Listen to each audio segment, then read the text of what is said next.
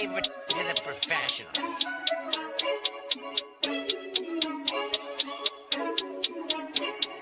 Blessed by Bundy, blah, blah,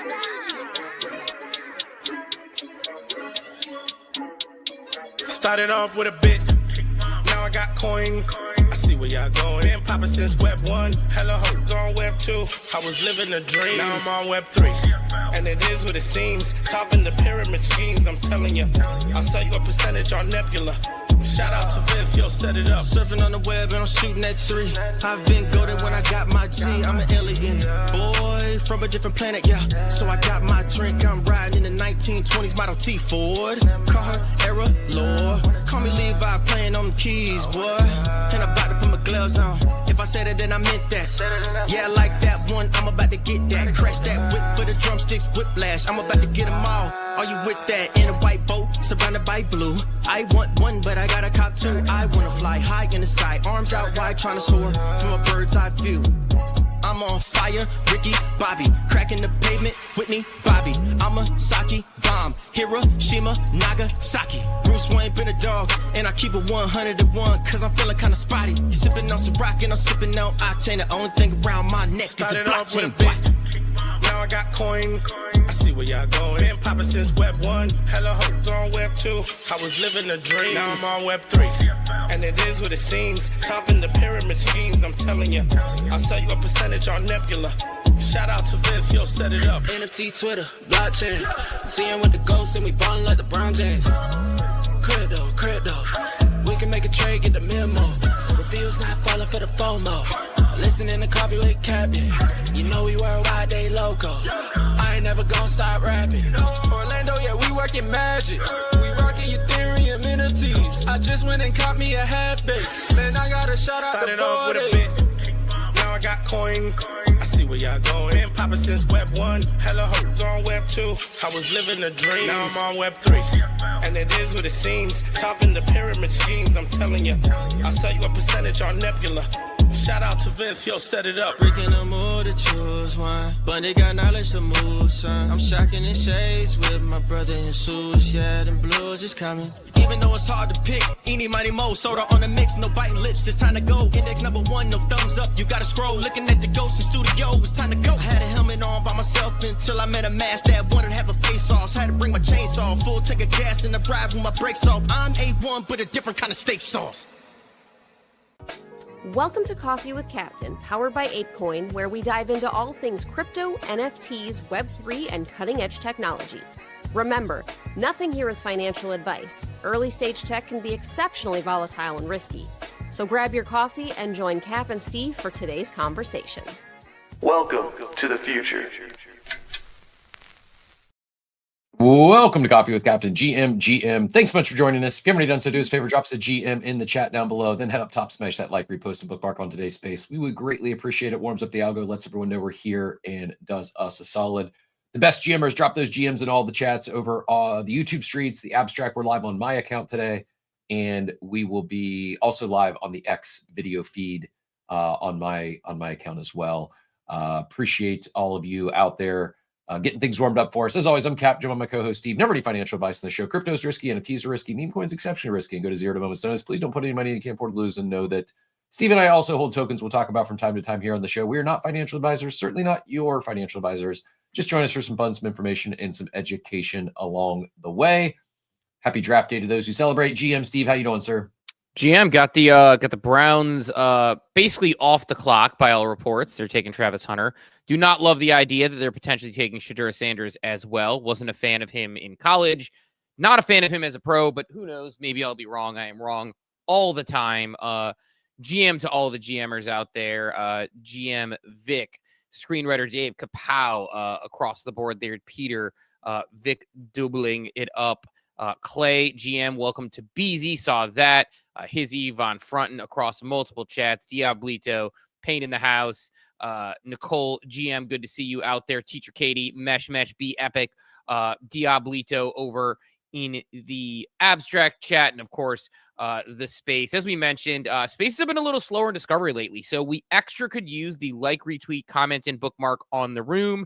X has been a little bit tricky with the algorithm, probably tinkering around with an update similar to Artifacts, so they haven't been showing up as much. But GM'd all the GMers out there: Drew, Dobbins, Wajda, Law of the Saw, Dwayne, Diablito across there as well. Funky, good to see you in the house. Micro, Aspiring Nobody, Ark Invest, all of our good friends out there, Das Scrub, Kazi, Brick It All, everybody out there in the chat, going well. But yeah, no, I don't know. I'm trying to drag myself out of it. Been one of those comedy of errors, like, weeks or whatever, where things are going wrong. Yesterday, I did a good deed, and it did not end well. My daughter, I picked her up from school. One of her friends' parents apparently did not remember to pick their kid up, which meant this kid would have had to walk like 4 miles home. I don't know what the issue was, but she mentioned it to me, and I was like, well, where is she? Like, and it's like a friend of my daughter. She doesn't really hang out with anymore, but she used to hang out with a ton, so I know her, decently well.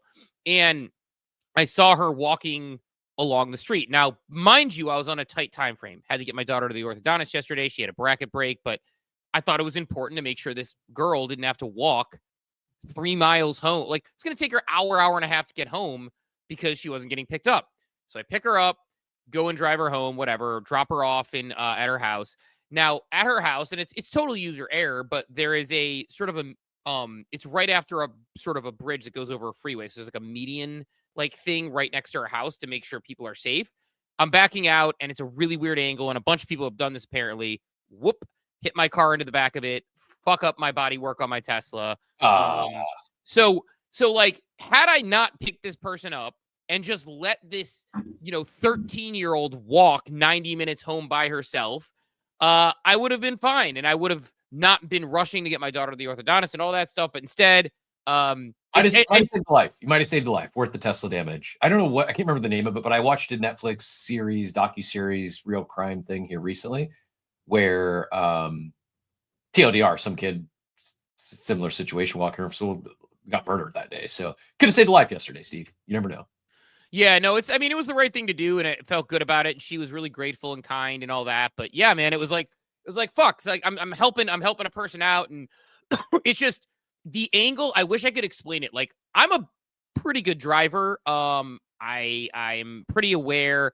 I should have just turned around in the driveway, but it was kind of a tight squeeze to turn around. It's a very weird angle where the driveway jumps out right after the bridge. And then there's this rail median sort of like metal thing that wraps around it. And it wraps at such a funny angle that if you cut to go out, either way. So anyway, sucks. So that wasn't fun. That, and then I made the mistake of stepping on the scale this morning. I've had my best month of exercise, and I am up weight. So that was fun to see. Just muscle mass. Yeah, that's what I'm trying to tell myself. It was certainly depressing to wake up and be like, you know what, like, had a bad couple of days. Let's go ahead and step on the scale, and we'll feel better because we've had a tremendous month and definitely up weight there. So that's fun. So I will be probably starving myself for the foreseeable future. So yeah, so it's been an eventful 24 hours, but could be worse. I could own a Clonex as my PFP and now have a Cloudflare error as my art. So it's been an interesting one. How are you doing though? Probably better than me, I would assume. I'm pumped. This is like Christmas Day for me, so I'm pretty stoked. For the draft, or because you have ApeFest Vegas coming? Well, yeah. I mean, I'm excited about ApeFest Vegas. Actually, the draft is what I'm mostly excited about today. This is like my draft day for me is like an adult Christmas morning. I'm gonna have to figure out what my routine is like today when I'll be consuming caffeine this afternoon, which I normally don't do. But and I probably won't stay up for the entire draft tonight, what's aired, but I would like to. And I don't even think I have any bet. I do. I take that back. I probably have some futures that I put out a while ago. Nothing major. Just a little, just like, I don't even remember what it was. I'll go check here while we're on the show. But I really have very minimal, if any, action down on like the draft itself, who's getting drafted where. But I have, well documented by now, but I have, let me just check to give you the exact number. 200 some I'm not finding the exact total number. Well over 200 at this point. 100, 225, 230, 230 best ball drafts pre-draft. So a lot of the EV was betting on draft capital as well as landing spots. And so it's kind of today I get to find out it's like the first cards are shown. The flop is occurring tonight. So obviously we've got a full season ahead of us, but the flop where these players land is pretty big deal. And feel pretty good about it because someone like Travis Hunter, we mentioned, who I've been smashing for a while now, is flying up the draft boards as people are finally waking up to the Browns are drafting him. He's going to be playing primarily wide receiver. And so excited about that, excited about the draft. I'm sure we'll get into ApeFest here in a bit, kind of maybe segue us out of cold open, but just keeping it real, my first reaction when I saw Vegas, knowing that it had been speculated for a little while, it was one of like the leading options. It was like, I think it'd kind of like the consensus was Vegas, Miami, or Hawaii got thrown in there as a wild card over the last month or so. I'm not a fan of Vegas, and it's nothing against Vegas. I'm not a fan of a trip to Vegas because I've been 25, 30 times, and it's just I've been there, done that, right? So like part of what I love about ApeFest is exploring, and so it's like Hong Kong was a blast because I got to explore a city I've never been to with a bunch of friends.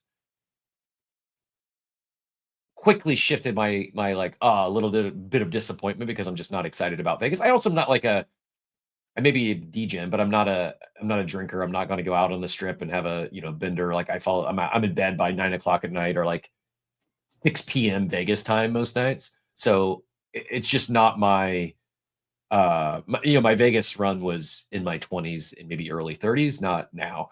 So all that to be said, I started thinking about it and I got excited because I'm not going to do just a one-day ApeFest trip to Vegas. Like I just won't do that. It just doesn't wouldn't be that fun and exciting for me. It'd be like a big trip for not much.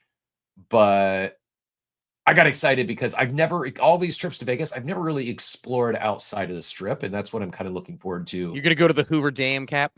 Maybe Hoover Dam, maybe just like there's a lot of national parks in driving distance from Vegas. And I just have never done any of that. So find a small group that would like to explore a little more, and maybe whether it's right before ApeFest or right after, just do some exploring around the Vegas area like I would if it was an international city that I've never been to. And that got me excited again. And I think we haven't even talked about this yet, but sharing just live on the air, like I think there would be an opportunity, like it's only going to be one day. So there's going to be a lot of side events, a lot of community initiatives. And I think it could be a great opportunity to do a live in real life ApeCon or something of that sort where we could do almost a double dip of fun and work trip together. So yeah, I'm pretty excited about it. You? I am. I'm excited. I'm like 75% sure I'll be able to make it, just making sure with the schedule and everything like that. But I'm glad they gave us plenty of advance notice. This is a good move for me to be able to move stuff around. I like Vegas. I've only been a couple of times, so I haven't had the chance to do all the Vegas things. But I think the one day thing. I like October too. I like October. Like not a lot going on. Like the next week is Halloween, but for parents, I guess that's they still can do ApeFest and get back home for Halloween if they want to do that. Which it was the very first ApeFest was around this time, right? The very first ApeFest was Halloween. Is that correct? Yeah, because I missed the boat party because taking my kids trick-or-treating was more important to me at that time. Now my kids go trick-or-treating without me, and I sit in the driveway with a glass of wine or a tumbler of wine and hand out candy when it's nice anyway. If not, I sit inside nicely and nice and warm. But yeah, no, first one was Halloween. It was the week after Halloween, so I missed the boat party because it was on Halloween. It was a big costume party for people. I'm excited about Vegas. I think it's the right play, I guess, overall. Comparatively, like I thought Hawaii would have been a disaster to me. I think a lot of people wouldn't have gone because it's not convenient for anybody. It's like equally inconvenient for most people. Would have been a little better for the Asian crowd to get to from Asia, but for us in the States, I mean, it's easier to get to like France or Portugal than it is to get to Hawaii for me, for the most part. So I think that part of it was nice to see. I'm excited. I mean, potentially gonna see what would do stuff around Vegas. I just got to figure out like all of my time, where I'm staying, like what that whole plan is. So I'm sure people are already spinning up plans. There's a couple group chats going with things going there. Von Front wants to know what US city would have got you excited. I was just thinking about that. I mean, I don't know. Good question. I almost said Tampa just because it'd be fun to kind of host and show people around the area. Even though that wouldn't be, you want to explore Tampa? Yeah, it wouldn't be that like, explorative for me, but it would be, it would be fun. We would have a good time. There's a lot. I think Tampa's underrated, and it would be a good time. As far as what would excite me, though, I'm trying to think like new cities in the States I haven't been to, or even ones you have been to. Like there's good a suggestion in the chat. Like Mount Doji says like ApeFest Austin, and I know like we've been to Austin. I've been to Austin once. I went for Consensus one year. I got to go to the comedy mothership. Like we did that whole thing, but there's a lot to do in Austin, and it's a walkable, movable city. Columbus, I know we've been to, but that would be kind of a fun one to re-explore with a new group of friends. Seattle's one Seattle and Denver are ones I find interesting. Denver's a fun city I've only been to a couple of times. Seattle, I lived by, but was only at a couple of times. Big fan of Boston, although I don't know that Boston would be a good ApeFest city. So I'm just trying to think of like large cities in the U.S. that like have a lot to do. Those come to mind. Would be also another one. Would be fun to show people around. Which one? Sorry, which one? Columbus would be fun. Although we did Columbus for franchise conference a couple years ago, and we ended up getting good reviews. People liked it, but we did get met with some blowback. People were dunking on us for choosing Columbus before they went and experienced Columbus. So I'm not sure how well that would be received. People look at like, why the hell are we going to the middle of Ohio? But yeah, good question. I don't know. I'm pretty sure that, by the way, it's funny you say before they experienced Columbus. I'm pretty sure Experience Columbus is the name of the tourism by the city of Columbus is called Experience Columbus. So it's funny you say that. I'd throw New Orleans out there as an option. That would be probably my pick. I haven't been to New Orleans in hard pass. It's not safe. Like if you're concerned about like I don't know, man. I hard pass on New Orleans. Been there several times. Last time I went, a colleague of mine who was supposed to speak the following day at a conference got mugged on his walk home from his hotel, and I had to fill in for him. So yeah, I'm out on New Orleans. Not no. Interesting. Yeah, I didn't know that. I haven't been to New Orleans since 2000. I did. I mean, I honestly, I don't really like. Probably should be more concerned about my safety and well-being in public spaces at times. In the daytime, walking through that city, I felt uncomfortable. It was the first time I felt uncomfortable like that in a while, especially during the day. Charleston or what's the why am I blanking? Savannah? I don't know. Like yeah, that'd be a fun one. Like I guess yeah. Like there are only so many U.S. cities. New Orleans bums me out to hear that because I've been to New Orleans since like 2007 when I saw Ohio State get beat by LSU in the national title game, and I had gone a bunch of times before that. But obviously I never felt unsafe there. Of course, I was significantly younger in my 20s, so I might have just been dumb. But it might be because it was post Katrina when I went, so it was really just post Katrina. But yeah, I don't know. Remember when everyone told us not to feel safe in Paris? I never felt unsafe. Yeah, I didn't. I felt perfectly safe the whole time, even when we were talking in Spanish to the French vendor. Yeah, and yeah, but I mean, we walked through the city. Was a problem. Walked at night. Never felt like I was in danger. Funky, I see you have thoughts on this. Maybe perhaps something else. Funky GM.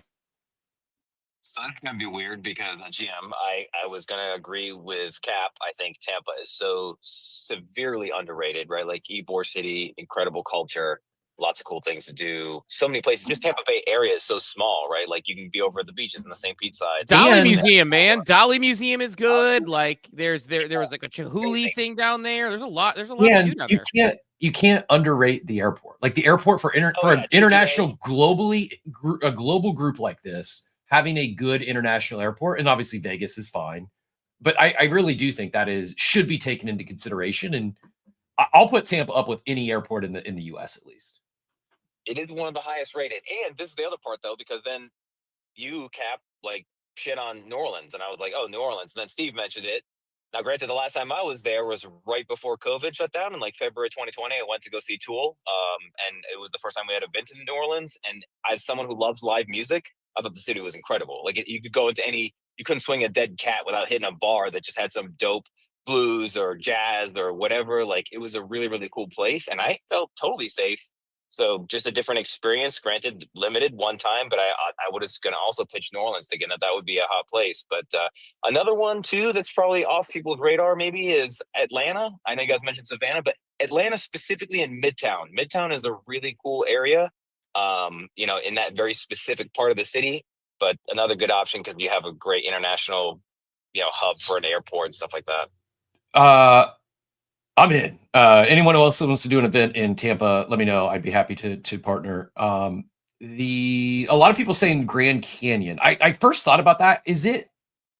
Was like 4-hour drive from Vegas? Is there Grand Canyon closer? Someone talking about a kayak trip down the canyon. That would be incredible. I would love to do that.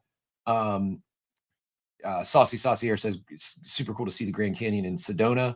Another one says did a kayak trip down the Colorado River. That's duck dive. That would be an ASIF says there he's already planning on stuff with some hikes and stuff. So yeah, I'm getting more and more planning, looking for a canyon experience. Already have a few lined up. So yeah, I am 4-hour experience with a chopper. I'm getting more and more excited about Vegas, Steve. Because I'm gonna do Vegas plus. Like my Vegas experience won't just be the strip. Maybe something like that would be fun too, like Ferrari test drive course. Maybe we can get a BMW experience there this time. That's just I will make the most of my trip, but it's going to be I'm sure I'll hit the strip, but it'll be what I'm looking forward to is the off strip experiences. Yeah, I like this take by Nicole is something that we've talked about on this show a little bit, which is a great take, Nicole, a great take. I think back to VCon and Indy, it was the best because we took over the city and everyone hung out. In a city like Vegas, everyone gets separated and events feel diluted because there's so much going on. That's a great take. I said that about Indy as well because, Indy and Minneapolis, Indy in particular, though, is the great one because we came in and the airport has VCon things everywhere, front and center when you show up. When we went to lunch at the place that was like the sister restaurant to St. Elmo's, and we went to lunch and the lady was like, oh, are you here for that VCon thing? Like they knew it. The vendors at the stadium were like, oh yeah, obviously they knew they were working at VCon, but it was very cool. So I actually agree with that take. Von Frunten, unsurprisingly, agrees with that take that Indy is amazing. In Indy Homer. But yeah, it's funny. Like there is something to be said about who you're with and where you are that matters. Like, Cleveland's a great example, where like people sleep on a city like Cleveland and Mistake by the Lake and the river was on fire, which is a crazy joke that still gets made considering it was like 60 years ago or something. But, all these jokes about like places like Cleveland, but it's like, if you have a group of friends and you're going around and you're going to all the local spots, like, unless you're trying to watch the Cavs game locally, apparently, by the way, that was blacked out last night. If people wonder why the NBA and MLB are not growing fan bases, they don't let local markets watch playoff games. Playoffs, but like, Nicole with the Indy take is a great take because if you go to a city like, because that's the thing that we should be looking at if we're looking at some of these events. Like, I think one of the misses, if you're like VCon did very well, and why I wasn't as big of a fan of VCon LA, although I did get to stay right on premise there, is, if you go to a city like that, like the ability to like just have the local economy be like, oh, we're stoked to have a bunch of people in town. So I think good take by Nicole as far as like Indy was a good take. And I think those sorts of mid-major cities, so to speak, are interesting ones. That's why Columbus is an interesting one. Columbus is super travelable. You can get around it. There's a lot to do. There's a major university. It's young. It's vibrant. It's growing. It has sort of a tech vibe to it. It's like Austin North in that sense. So I think Columbus would have been a interesting, like where people would be like, huh, Columbus? Would be like, oh no, you don't get it. There's a lot to do here. So we've got a shout out for Nashville as well. Another would be another good one. I've never been. You've never been to Nashville? No. Wow. That's surprising to me. I don't know why, but yeah. Speaking of underrated cities, like I have a random digression here. Why? Like I see Asaf's comments in StreamYard from X. Yeah. I see the Coles. I can't find them anywhere on the. So X. if you have to click on the X video, it pulls it into a full screen, and they're on the right. So it's like sort of like they're clicking through to the video to watch on stream, and they pull up the full stream. So that's where Asif and Von Frunten and everybody else who's commenting there are, and Nicole, like they're commenting on the X video, and you have to like click on the physical video, and it pulls up like a side comment section. It's so weird that you drop it just in the comments. It is bizarre. You feel like that would be helpful because, you know, I was talking to Payne yesterday. We track the metrics. Those comments are basically lost because like we can't, like it will require a tremendous amount of extra work to count them. So, but yeah, so I don't know. ApeFest Vegas, I think it's the right decision when people were talking about it being Hawaii, Miami. I mean, I'll always do a Miami trip, but depending on the timing, it could be expensive. I'm sure Vegas won't be cheap, but we'll be curious to see where people are staying and what they're booking and, you know, how they're booking their flights and hotels and whatnot. And would love to really have a good time out there. And to your point, do things outside of it. And yeah, I mean, if there's an opportunity to do something like an ApeCon or something to that effect while we're in Vegas, if we could find a space and a way to do it, doing one of those live, like that would actually be incredible. You know, everybody's going to be physically in the same place. So why not? It doesn't, not to knock us, but like it would be asking a lot to get people to drive in for like a 1 day or half a day Shark Tank type competition like that.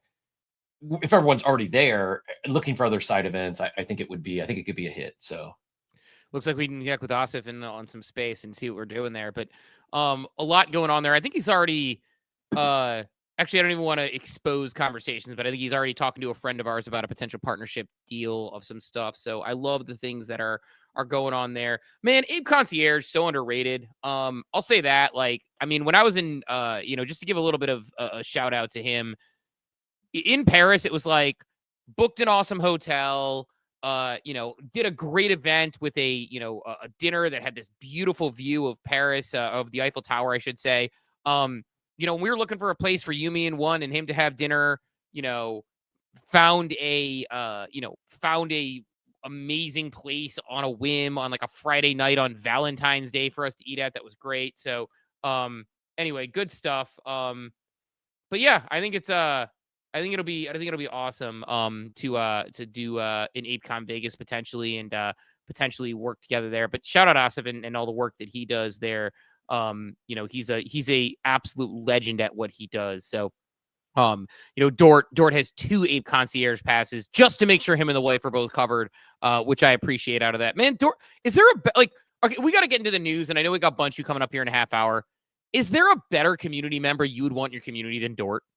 I don't think one exists. Like, I don't think one exists than Dort. I think DGen network community, Ape community, like you do not find a person who is honest in feedback, but kind and like he's the epitome of what a fan should be. He's like the fan that will like root for the team on Sunday, even if they're terrible, and then be upset about them and talk about what they should do differently. But then when Sunday comes back, he's like, all right.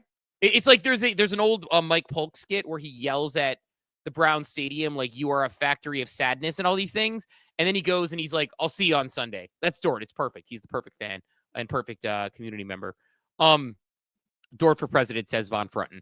But I know we got Bunchu coming up at 9. Finally, we got Billy Betts updates. We got AI with Bunchu coming to talk about all the good things. A lot of Dort love coming out there as we're going. But Cap, where do you want to start? We could start with Artifact, which I think is a deeper conversation. Zora, here's what I got on my list. Artifact, art, not rugging, but a good, strong indication of the importance of on-chain art. PayPal announces a 3.7 yield for its stablecoins. This is kind of what we talked about on the show recently. Like, PayPal's doing the thing that we talked about. We talked ApeFest Vegas a little bit there. And then this Zora thing where it continues to be a mess. They released their token before they had an announcement, and then they had an airdrop, and then this weird I don't know, like whole, like, the market cap drops. It seems to be messy. They have like their video is like clip art from like an Apple Mac in the, late 1900s, as one might say. I don't know. Take us any direction you want, Cap. I'll hand it to you. I mean, we can, I guess, hit on the artifact thing and knock it out. It's. I don't even care about the, like, I do care about the art. It's just sad. It's sad that I don't know. They could have done so many things differently than they did, and drives home, to your point, the value of having the assets on chain. It's just disappointing. Nike could have done so much more. And I guess to that point, what is up with Swoosh? I haven't heard anything from .swoosh forever. Are they sunsetting that as well, or what? What are they doing? You just get emails that you can buy new stuff, is what I've seen. Like, I'll get an email, be like, .swoosh exclusive, buy this thing. I'm like, okay. Like, it's not like at all any of the things that it said it was going to be. Yeah, I mean, for people who maybe missed it this morning, I put out a tweet on this so you can see it. I can pin it to the top if necessary as well for those who are in the space. In fact, I will do that at this very moment while I stall and talk. But for people who didn't see it, Nike's CloneX this morning suddenly appeared to suddenly has gone to this content. It's a black box for those who are listening that has the words written in white that says, "This content has been restricted. Using Cloudflare's basic service in this manner is a violation of the terms of service. Please visit cfl.re/TOS to learn more." By the way, this would be a great phishing attack if someone did it, so don't go to that website. And the CloneX floor is, and I'll pull up because it looks like there was a clarification on it at least. I'm trying to find it in my replies. I know it's in there somewhere. Maybe they replied to me and Hollander. I think they did as well. Yep. So the update is Artifact's websites are currently down due to changes happening with our current Cloudflare setup. Due to the infrastructure downsize, I'm currently working with Cloudflare to get things back up and running as soon as possible. Sorry for the inconvenience. A couple discussions here. I think we can go a lot of directions. Thing number one, like the on-chain art part. A couple of years ago, On-Chain Monkey went fully on-chain in one transaction with their art. Nobody seemed to care. Everybody's like, whatever, vibes, cost, going to the moon, all that good stuff. There's a lot of discussions about whether we would care about on-chain art or not, like art blocks and other places like that. And a lot of people said no. The market said no. The market did not care if things are on-chain. In the next couple of years, like Nike and Artifact maybe putting this art back up, we could see this happen with legitimate big collections as they continue to fold or kind of lose money and resources. So I think the importance of on-chain art and demand of on-chain art might start kicking up for people who are in these communities, who have these sort of senses of identity around these things. So I think the on-chain art discussions there, ordinals are fully on-chain. You're never going to see an ordinal image go away.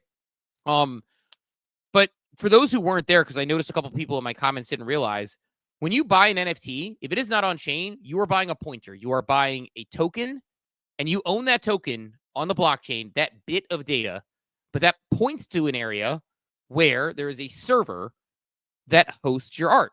And if you stop paying your bills, you don't host that art. We've seen this happen with people swapping out art and changing things around. So I think, to me, this is, to me, like this idea of on-chain art is maybe more important than we initially gave it credit for, and things being stored on chain.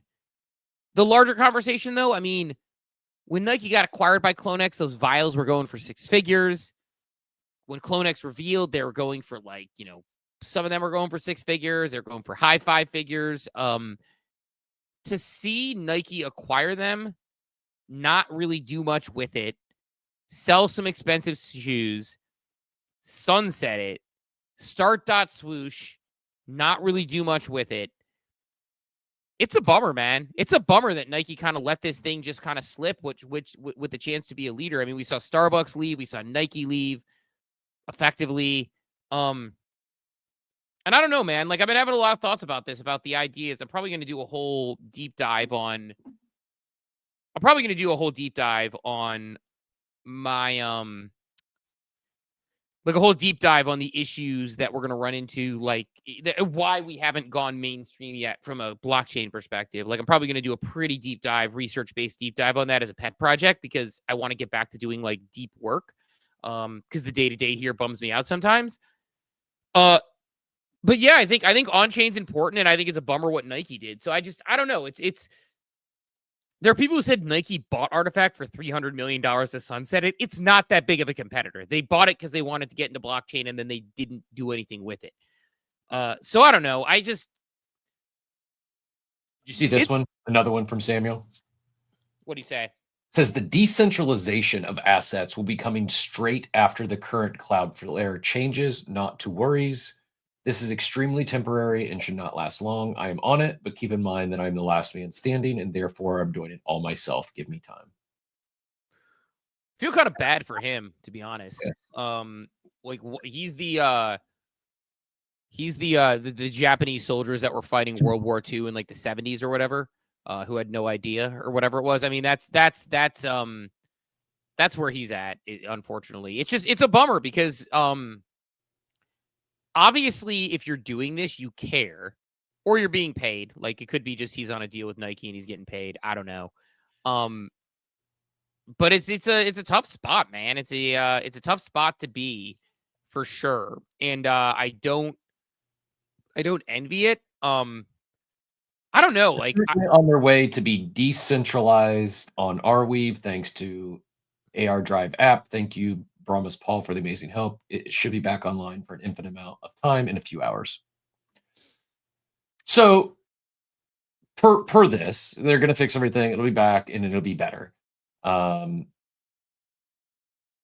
just does serve as a reminder that if Samuel isn't the last man standing, if he's cut and there's no one there, this probably never comes back online, right? Is that fair to assume? Yeah, like, imagine he's like, hey, I'm the last man standing. Imagine that they're like telling, like, hey, we're cutting again. It's like, this happens again, they're out. Or if he gets cut in the next 24 hours, that's it. So look, I mean, like, I get people are like, oh, we're over. Like, the other thing about it though is, like, a couple people I think are reacting to like people posting about this, being like, oh, like, FUD, like, what? This is a big fucking deal if the only product you have left is your picture of your CloneX to try and remember the time when you had the excitement around that asset, around your PFP, around everything that was going on. This is the only thing you have left to remember those days. And that gets taken away. Now, again, even if it's coming back, like the people are like, oh, this is FUD, this is changing. It's like, I don't know, man. Like, for like a minute, my Starbucks siren that I have as my, like, I have a virtual card, and one of my Starbucks rewards was that a siren that I own, I have on my Starbucks card. So when I go and check out, sometimes like the Starbucks people will be like, I've never seen that gift card before. And I'll be like, oh, it's not a gift card. It's actually, I own that. Because it's an NFT I own that I migrated over on Nifty. It went away for a period of time when they were doing an upgrade, and it sucked because that's all I had. It was annoying. And like, I get it. They fixed it, but like people acting like, oh, this is FUD or this is no big deal. Like, the only thing you had left, you're taking away for a period of time. Like, that sucks. Good reminder. You just pay for a pointer sometimes. So yeah, I don't know. Jumping around a little bit here, but I just saw Frankenminer in the chat said the ApeChain intern just minted 256 Think agents. I just asked, is that true? That's interesting, because I saw another post yesterday from the ApeChain account announcing that partnership, Think agents coming to ApeChain. I don't know what that means, but I would assume it means they're going to give away some Think agents as well as have some running, like probably a combo, right? Well, yeah, I assume they're going to be giving some away, but I don't think they would do that just to give some away, especially 256 of them. That's a large amount. I'm trying to find the collection right now. Could be part of the deal. I mean, But yeah, there's something more than them just buying 256 to give away. Like they're going to be doing. It seems like a deep integration with ApeChain, I would say. you know what would actually be a cool move by ApeChain intern that would be not super expensive is in the next like 5 minutes, mint 356 and give away one a day for an entire year. You'll have an event for an entire day. If you have 356 of 4 separate collections, you can have 4 times a day where you have giveaways that are planned at that time at any given time to give away one ApeChain NFT per day for the next 365 days. 1,500 of these minted. I might go back and get another one. They did extend the mint. They said extended the mint due to a new partner thing. Maybe that's the partner thing they were alluding to. Yeah, 1,500 of these, 14 have been minted. I might go back for another one today. I might go back for another one actually as well. I like to sell. Like I truly want to keep one to be along for the journey, support the team, and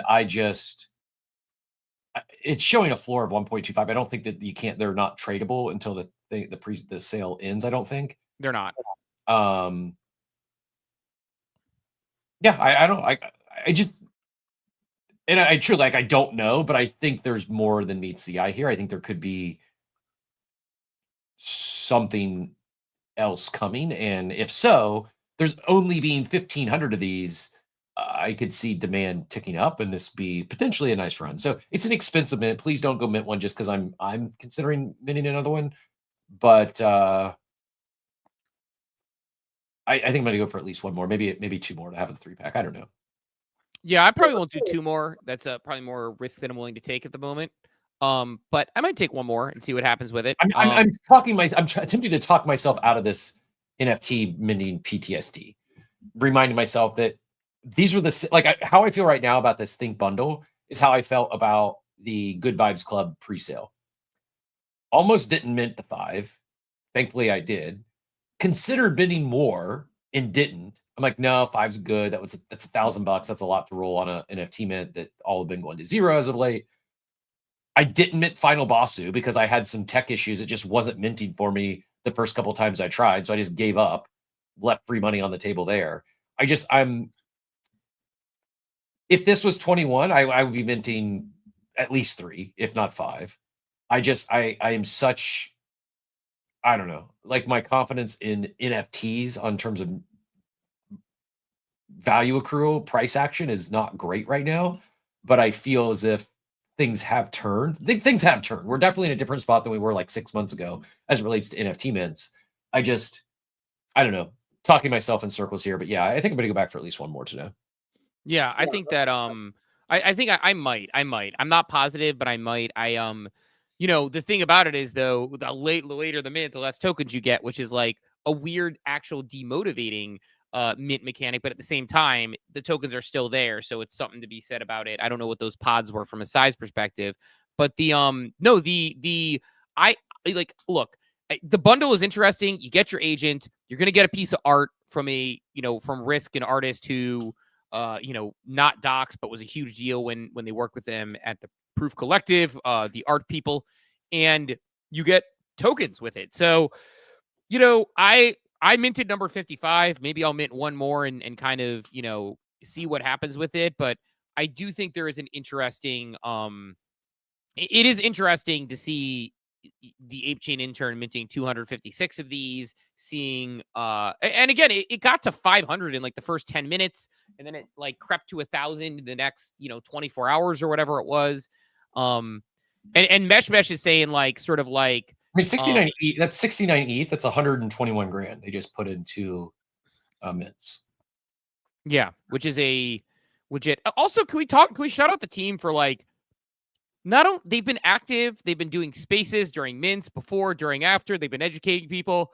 And then Mikey was reply by reply with like videos thanking people in hilarious ways. He had one where he's like sliding on a skateboard. He had one where he's playing a flute. I did not see yours. I'll pull it up. Go ahead. Keep going. I'll pull it up. He gave me a cool one. He gave me one where he was like, hey, Steve, just want to thank you. You were at the first event where this idea was born. Because remember, we were at the BRV party the night that, like, with everybody, like that BRV party was a couple of years ago or whatever it was, before Think was a thing.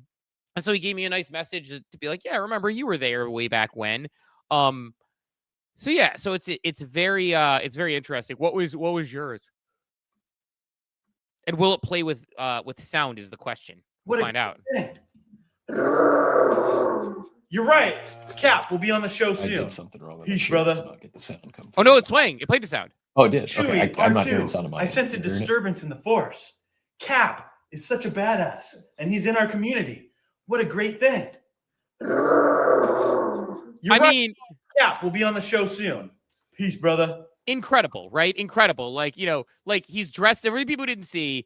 Mikey is dressed up as Princess Leia, holding a little mini R2-D2 with somebody in a full Chewie costume, and he says, "Chewie, I said there's a disturbance in the Force. Cap is a badass." Chewie makes a sound, and then he says, "Cap will be on the show soon." Like, I mean, how can you not want to support this type of high effort person who is, people in general? I think they do everything very well in the right way. It makes me happy. It's a team I want. Like, forget the fact that I like Jesse and all the, and Mike and Felix and all the people who are working on the team that I've known for a while.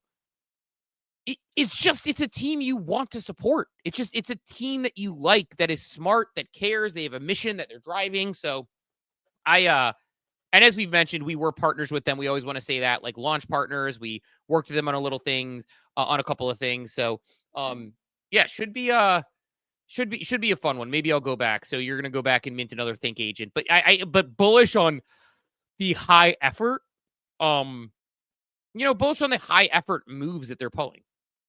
Yes, same. Also, keeping in mind, there's it'd be like around 3,500 Think tokens now, I think, if you mint, because it was one less, started at 5K, one less for every mint. But there's 10% chance, you got a 1 in 10 chance of pulling an extra 10,000. So if I mint 2, I got a better chance than if I only mint 1. Is how my brain works. Debating where to go here, because I've got like full blown ADD this morning, Steve. I back to ApeFest. I think I might have to score some. Did I ever tell you about the first time I ever saw Fear and Loathing Las Vegas? No. First time I ever saw Fear and Loathing Las Vegas in Steve Hall, 11th floor, freshman dorms at Ohio State University. So the year must have been 1999. It was in the fall. So 1999, late 1900s, Ohio State University, freshman dorms. First time ever seen Fear and Loathing Las Vegas. Also happened to be the first time I ever ate shrooms. For basically the rest of my freshman year, every like conversation I'd have at a bar or just like at a party, just like a random icebreaker type conversation, I would get into this deep conversation, sharing my thesis on how and why Fear and Loathing was the greatest movie of all time. And yeah, that was just like the magical combination of seeing that movie for the first time, also being the first time I ever experienced shrooms. I was going to say, for you, it was 1 + 1 = 10 moment for me. And yeah, it was. So yeah, I think that's the TLDR. Is I think I might have to do a pre-ApeFest party and run it back. Yeah, I was going to say you. Anyone wants to have a Fear and Loathing viewing party with me? Just adults only. Yeah, I think a psilocybin-induced viewing of a movie that is very kind of trippy and bizarre will make you think it is the greatest movie of all time. Sync up some music to Wizard of Oz while you're doing that, and you'll be like, "Hey, this really works. They really knew it." So that's I think it's a good for you. Good luck running back the boomers. A boomer doing boomers. Did not have that on my bingo card this morning, but here we are. But no, it should be a fun one in Vegas for sure. And I think a lot of people are excited about it. I've seen a lot of excitement in the chat related to that one. So that's good.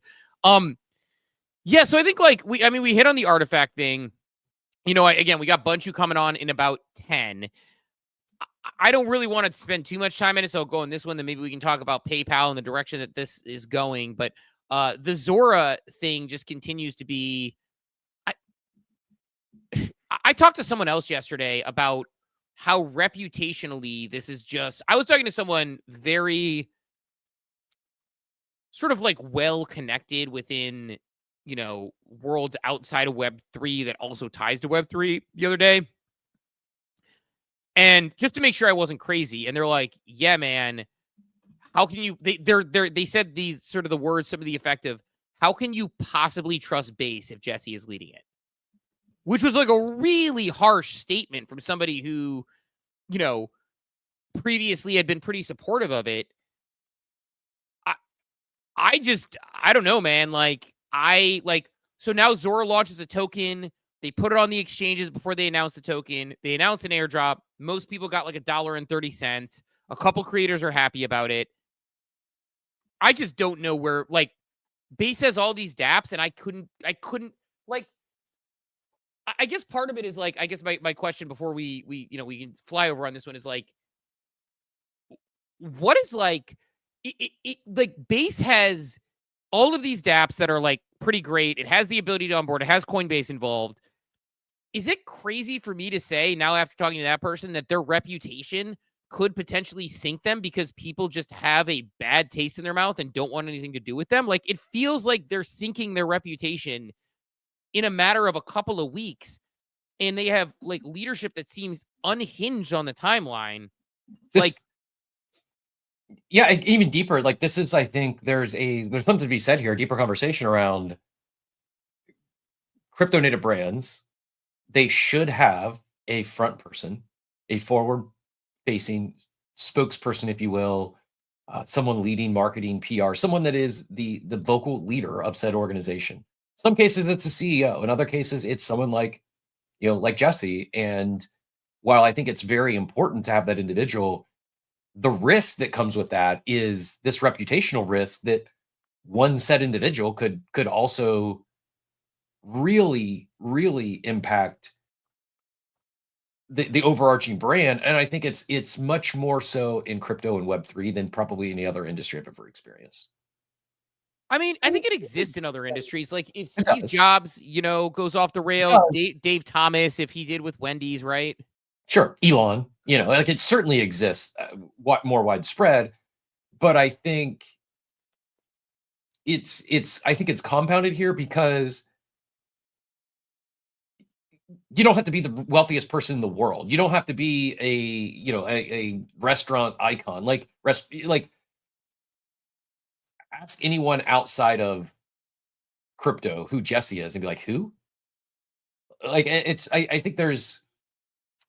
think both the pros and the downside of having a vocal, visible leader like that, and maybe part of it is compounded by crypto Twitter as well. But I just, like, so many times we've seen, I think of Doodles when they went dark and no one said anything forever and all the fun they got just for simply not talking. And on the flip side here, you have someone who's talking nonstop about something that most of the timeline feels is cringe, and it's turning a lot of people off. Like, it goes both ways, I guess what I'm saying. Yeah, you're right. There is something to be said about like it going both ways, where it's like you're right. Like I could see it going both ways, where it's like if you go too dark, but I guess that's like someone said to me yesterday. Again, I was talking to someone else yesterday, who said, as a comms like expert and professional, is this thing driving you nuts? And yes, it does. Like, I talk about this all the time. I don't like, if you take at face value what he said happened with the content coin thing, because the whole content coin thing was was 3 days before Zora token generation event, TGE. They claimed it wasn't related. And he said, no, we came up with a campaign in a day. And I love how fast we can move. I'm like, that's not the flex you think it is. Like, it is not at the size and scale of your company. You should move quick on certain things. You shouldn't come up with a thing in a day that sounds like you took mushrooms, watched Fear and Loathing in Las Vegas, and said, hey, content coins are the future, and then decided that you were going to go around and start, tossing it all over the timeline and without maybe pressure testing it. And then you're surprised at the reaction. You're calling people basically, dumb who don't understand it. I don't know, man. You talk about comms, marketing, PR. It's like, take that and compare it to OpenSea. OpenSea, since Adam Hollander has gotten there, I don't know if you've been watching their socials. I know they were hiring a social person. I assume they have them in place right now. They changed their PFP to things that are the news of the day. which they did today with the mint that's going live. They quote tweeted the Vegas announcement. Bored Ape Yacht Club said Vegas announcement and a 4-year anniversary in the same day. Congrats on everything you achieved since 2021 Bored Ape Yacht Club.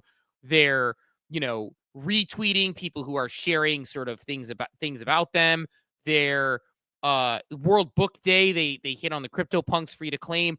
Like, their social media and their communications and their marketing since Adam has gotten there. I'm not just saying this because he's my friend. I love Adam. He's great. But like, compare those two things and how important it is to have someone in place. Now, compare OpenSea to where it was before when Devin was going on. Remember, we called Devin from OpenSea, the CEO, we called him tone deaf. We said he seemed to use gaslighting us, all these things.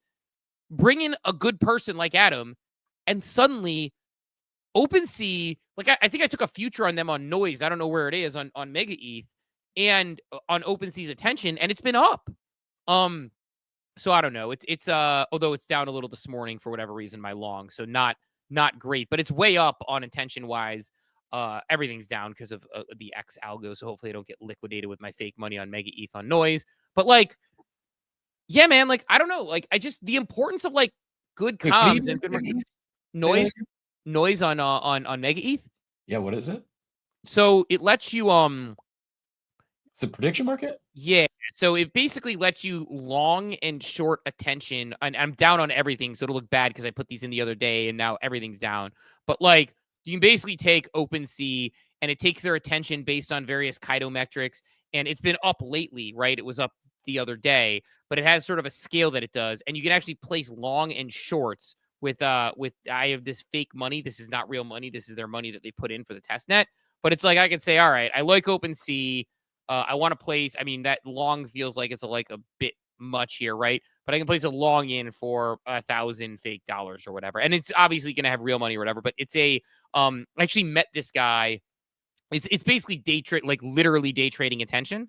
But you can, you can bet on the attention as things are driving. I met this guy. It's a cool concept. I met this guy at, his name is actually Lucas, but he was going by Luca. He had a mullet and a pudgy penguin PFP, and he spoke at USC as one of the students building a business. So I actually met him there, and then he ended up building on Mega ETH a little bit better. But yeah, it does the attention. And initially my long on OpenSea was crushing, but apparently not doing as well today. But and it goes to show how important this role is. How important, like, it's what OpenSea was missing. They were out of touch.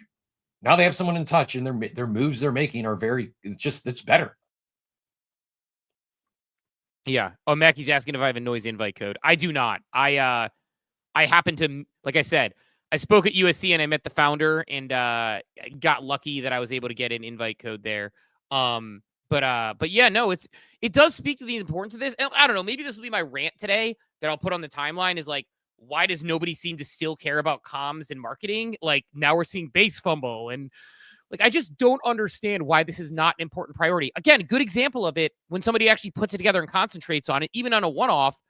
Doodles put out a video where Pocky and Dudeless went to visit Burnt Toast in Toronto, and they filmed this video which talked about his vision and how everybody could own the IP. It was so well done.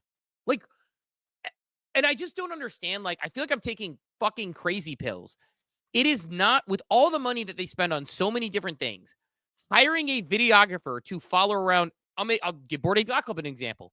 You could have a videographer spend a few weeks and a few big events with Garga, right? Like when Garga took back over, you have a videographer talking to him before he sends the tweet.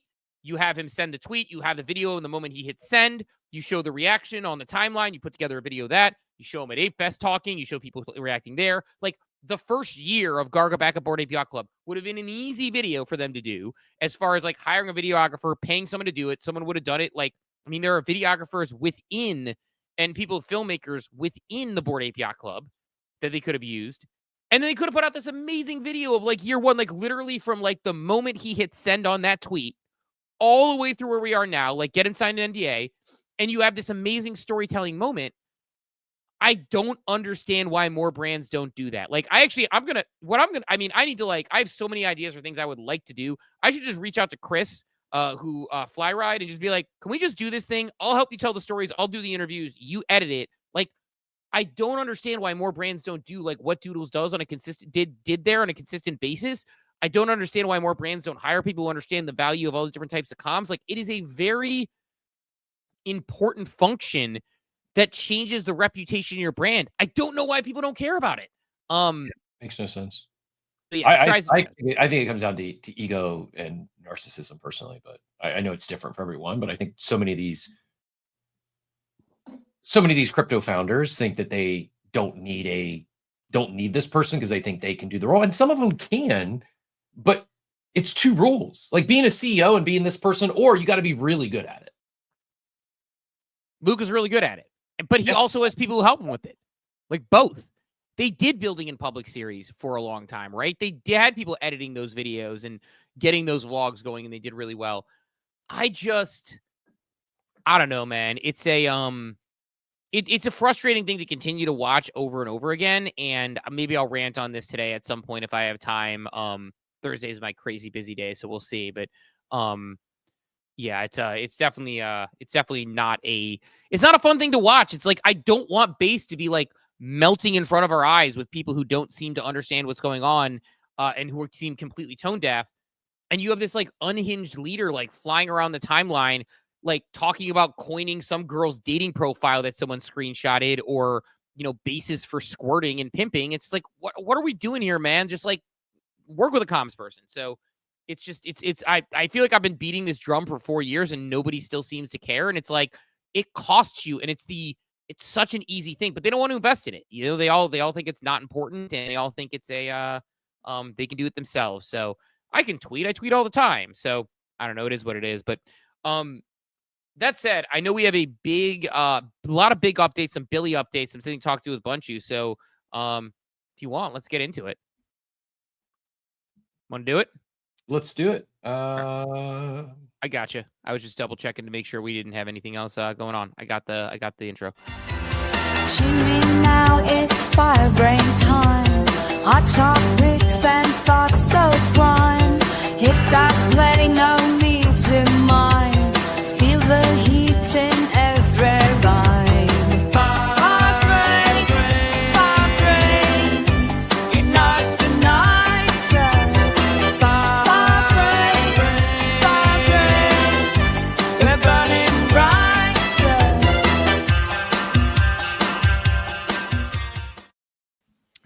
And now, it's been a few weeks, welcoming on our good friend, Bunchu Betts, CEO of Billy Betts. And, man, I'm excited to have you back. It's good to see your face. I know we obviously text very regularly, but good to have you on for the people. You are a man of the people, and a lot to cover before we get into the AI stuff.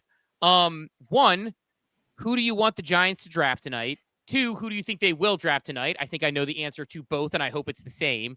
Although I hear they're taking offers, which feels weird. So let's start with that before we get into anything. Who do you want the Giants to draft, and who do you think they will draft tonight? GM, it is good to be back. Gosh, it's been like 3 weeks. That's insane. So we are not in the world of flying cars and humanoid robots yet, which slightly surprises me, at the rate of acceleration we're going at. But to answer your question, I want and think the Giants will take my beloved Abdul Carter at number 3. And then I actually hope that they go with wherever that next pick is and go try to get like a Jackson Dart at quarterback. That's where. Would you prefer Dart or Milroe? I think personally, I'm like higher on Dart than probably I should be. But so I'm into Jackson Dart, but I could be fine with Milroe as well. It almost seems like the two quarterbacks that they have signed, which is, Russ and Jameis, maybe they are setting up to draft a Milroe and have them kind of like learn from those guys, so I wouldn't be upset with either. I do think the right play is Carter at 3 though. Yep. Carter and Dart is Sorry, I was going to say Carter and Dart. Heard Tom McShay say yesterday that one, like he was like, if they trade out, I understand why they're taking offers. He's like, they're crazy. There's two players that people consider to be in the top pot in this draft. They are Travis Hunter and they are Abdul Carter. And so like, just don't overthink it. Browns and Giants take them. Yep. And then he said, Brian Dable is not a fan of Shedeur Sanders, is not and he is a fan of Jackson Dart. He is the right prototype for the type of quarterback he likes to work with. When he gave a couple of examples of, I don't even remember, like whoever he worked with, Jalen Hurts at Alabama, and they mentioned, I forget, like, someone in Cleveland. I don't remember which one. Yeah. Was he Josh Allen when he came up too? Josh Allen, that's what he was saying. And Josh Allen, so he's like, Jackson Dart fits more of the mold of like what Brian Daboll likes to work with. And so what Todd McShay guesses is that the Giants will do exactly what you say, which is take Abdul Carter as a can't miss and then use some draft capital to trade up for Jackson Dart wherever they need to get in. That's it. I agree. I think the takes are spot on. They got to go Carter. They don't have to. I hope they go Carter at 3. Carter and Hunter, they should be 2-3. Lock them in. And if Dart's available in the second round, I think they take him there as well. I do think there's a chance they have to trade him back up into the first round. We'll see how this goes, but I think I wouldn't be surprised to see both New York and Cleveland both potentially trade back into the first round and do some. I think Dart, Milroe, both. They're either going to go at the end of the first or early second, and I think both of those teams are targeting a QB there. And if we see potentially the run on QBs go earlier, they may have to trade up to get them. But I think Dart's probably the best fit. I'm more partial to Milroe just for fantasy purposes. If Milroe starts, if he gets any starts this year, he's a screaming value for fantasy. He's not going to start in New York. That's the thing, though. Like Milroe wouldn't start in New York. For fantasy purposes, I'm higher on Milroe for a best ball scenario where I don't really expect either of them to start this year. But if I get 8 starts out of one of them, Milroe's probably more valuable in fantasy just because of his legs. He would instantly become like probably the second best rushing quarterback behind Lamar in the league, and that's just very, very valuable in fantasy. But I like Dart. I think it'd be a good fit, and really, it's just get someone there that can just feed Malik. Like you've got an incredible target out there. Get him the ball, and now did you see the? I think the crazy thing is just how far Shedeur is falling, right? Mm-hmm. Like it was, the Giants will take him at 3. And now it's like the odds were, does he get taken? I think his over under was like 9.5 or whatever. And now this morning it's like 20.5 or something. And like, it's almost looking like maybe it's the Steelers at 24, maybe, I don't know. And then I saw the thing where he was like the worst interviewed. So one of the assistant coaches said he was one of the worst interviews he's ever had, which is interesting as well.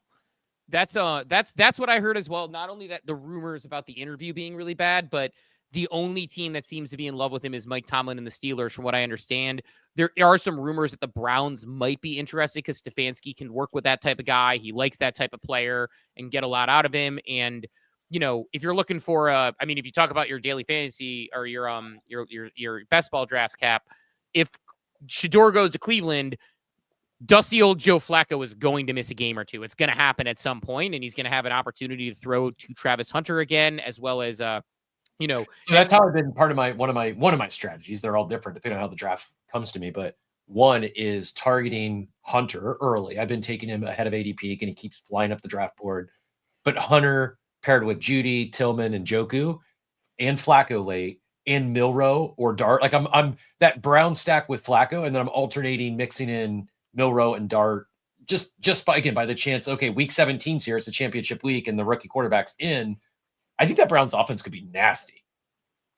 I don't think so, but I hope so. I don't think anything about the Browns is going to be nasty. Yeah, they're going to have a lot of turnovers. They're not going to win a lot of games. I think it could be really fun for fantasy. I think they're going to be in.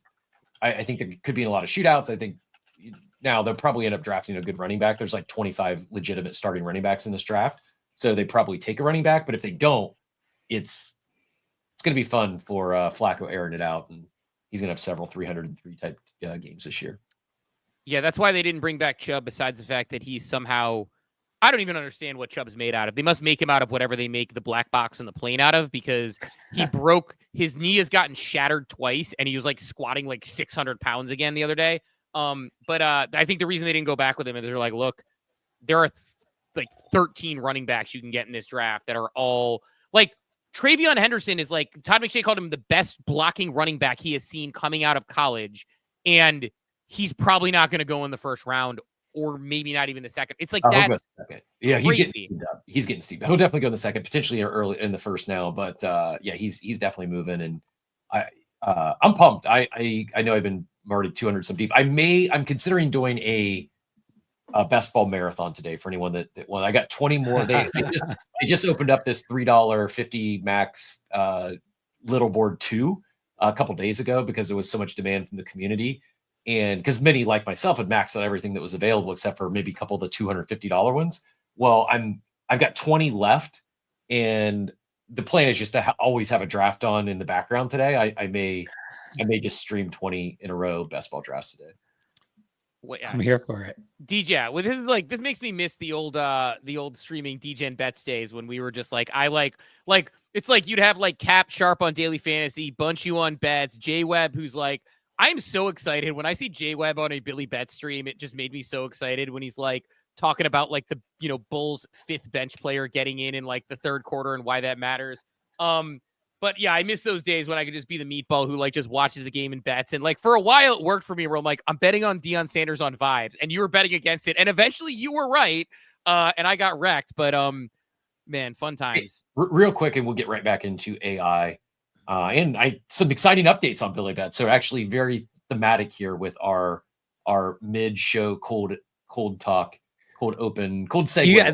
I think you guys just have me on now to a quick mention at the top of Billy Betts so you could talk sports for the next 20 minutes. I can't see your face on camera without wanting to talk sports with you. I can't. Like, it's like you and I have like I think have like the most similar sports fandom of most people I know in my life. Where like we both have this unnecessary, way too much tie to our college team. We both have kind of gotten a little bit despondent with our pro teams, but still root for them. Like our level of depth, the way we look at things, even talking about our coaches with like, I'm like, do you have this read on Dable? Like, so I don't know. I can't see your face without smiling and talking about sports, which I don't get to do quite enough anymore. But Cap, go ahead and I was going to say, Cap, hit that, and then we'll talk Billy Betts update tangentially to get into it. Yeah, just to circling back real quick on the top, you're mentioning OpenSea.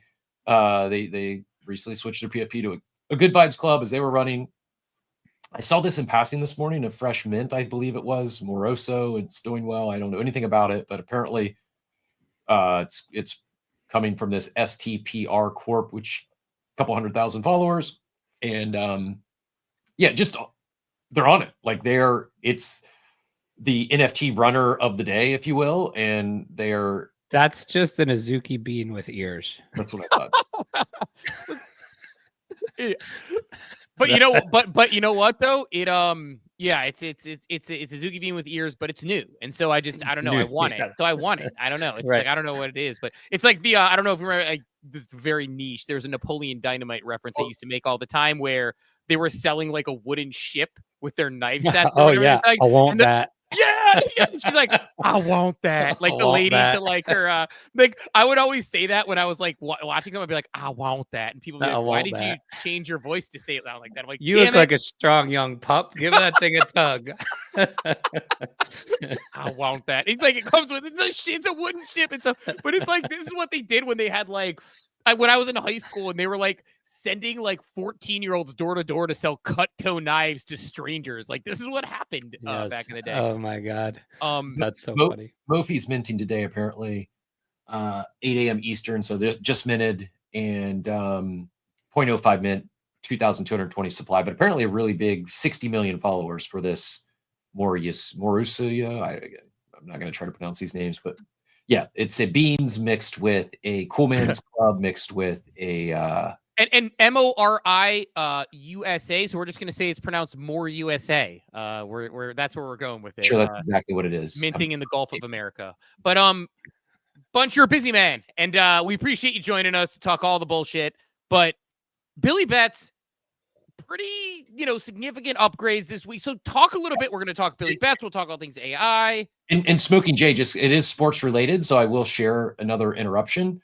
But it looks like we also got some breaking news in the world of sports. Apparently, Tether has acquired 10% of a football club, becoming a significant shareholder. That's a massive club, Juventus. Like that's not like a Division 3 bullshit like Juventus. If that's true, per coin What Telegraph. What does this mean when Tether and It means Tether's going to be printing. I mean, that's owning Well, one of like the major.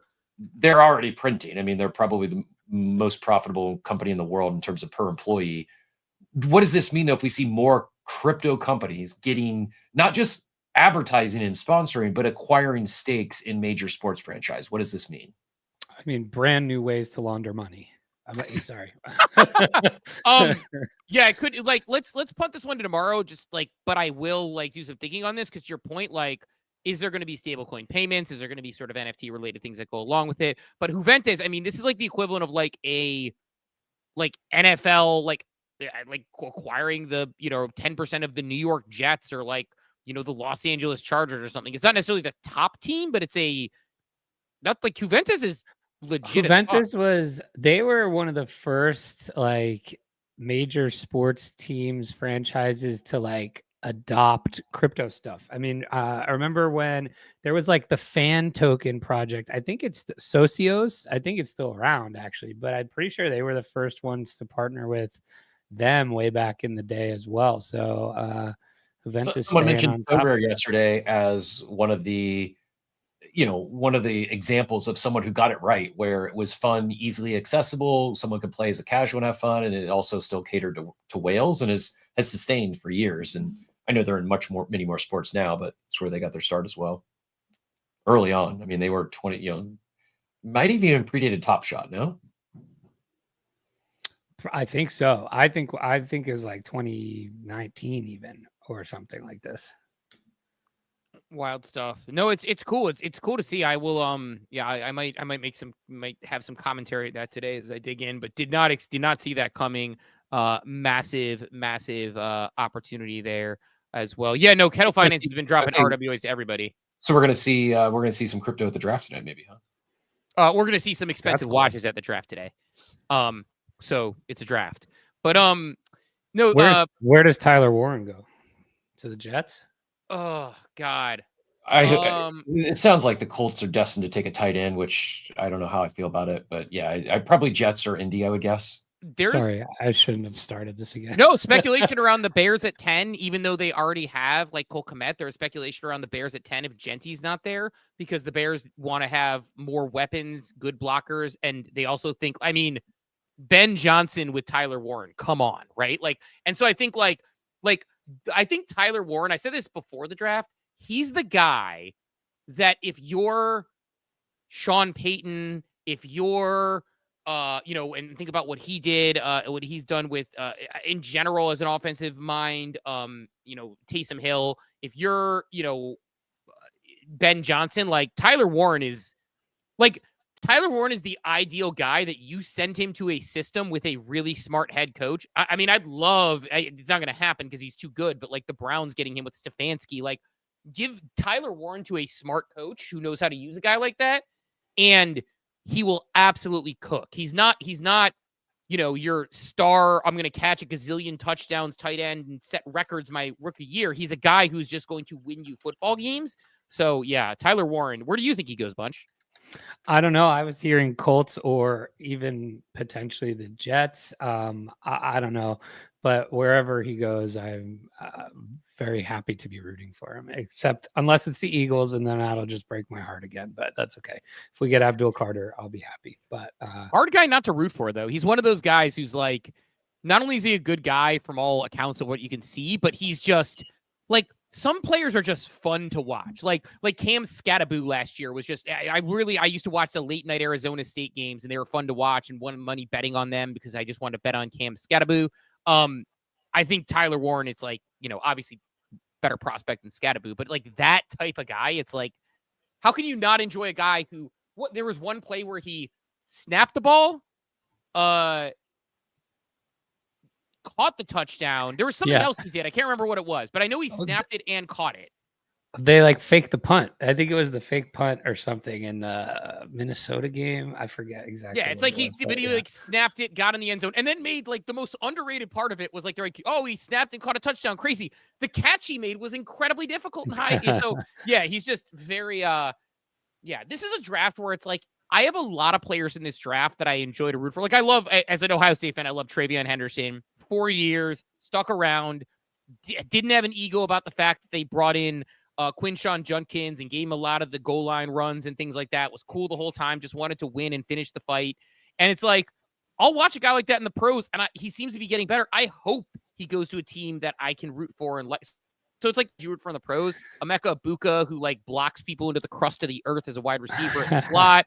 Like, I don't know. I saw someone say that Judkins could go to the Giants in the second round, which would be interesting, but I wouldn't hate that. I also saw them say maybe Omarion Hampton, but I think he's going to be in a first round guy, I think. But we'll see. Anyway, keep going. Sorry. No, it's all good. It's like, this is exciting stuff, and it's fun to like think about some of the players. It's Cap's Christmas.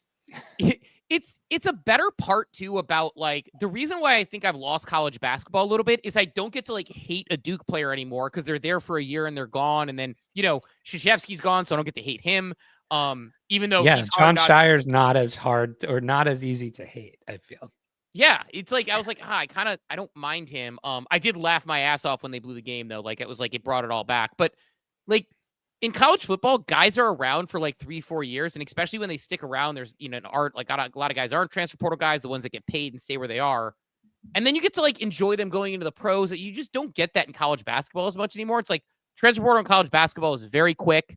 So I don't know. Also, and last thing I'll say on this, the digressions, I do have a trouble hating Coach Krzyzewski now as I've been watching the Olympic documentary. I'm like halfway through it with Bron and Kobe and all them. And I haven't watched that yet. Yeah, Krzyzewski's a beast. It's like they all love him. He's awesome, and he gives good speeches. And he's like, you see him being like, "I'm not fucking losing. I'm not going back to my like Krzyzewski, this guy you don't expect. He's like, I'm not going back to my country and telling them like I don't know. They all love him, and I'm like, shit. Like don't ruin this for me. I hate that black hair, jet black dyed hair demon. But he's he's a good coach for a reason. But hard pivot bunch. Let's talk Billy Betts, like soft pivot because we're talking sports. Give us the rundown on all of the latest updates, everything new going on Billy Betts before we get all the way into all the world of AI. Gosh, I don't even remember the last time we actually talked. Was it still during March Madness? Was it over? Still during March. It was during March Madness when Billy Betts was so still. we were still competing in that tournament, huh? So that was really fun.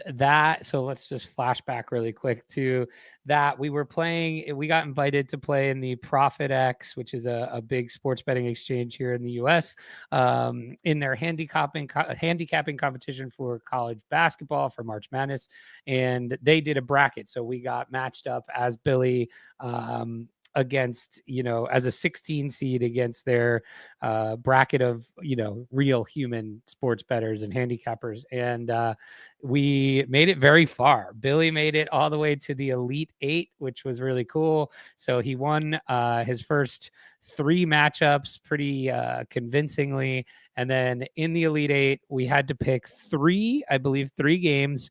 And both us and our opponent went 1 and 2. So we both had losing records. However, it was a unit-based competition, meaning, whoever had more, each bet equaled like 1 unit. So whoever had more units at the end of the round moved on. We lost by 0.06 in that round. So by literally the slimmest of margins, and the person who beat us went on to win the tournament, which was kind of cool. So we lost to the winner, and we made the Elite 8. So that was really cool. It was a lot of fun exposure for us.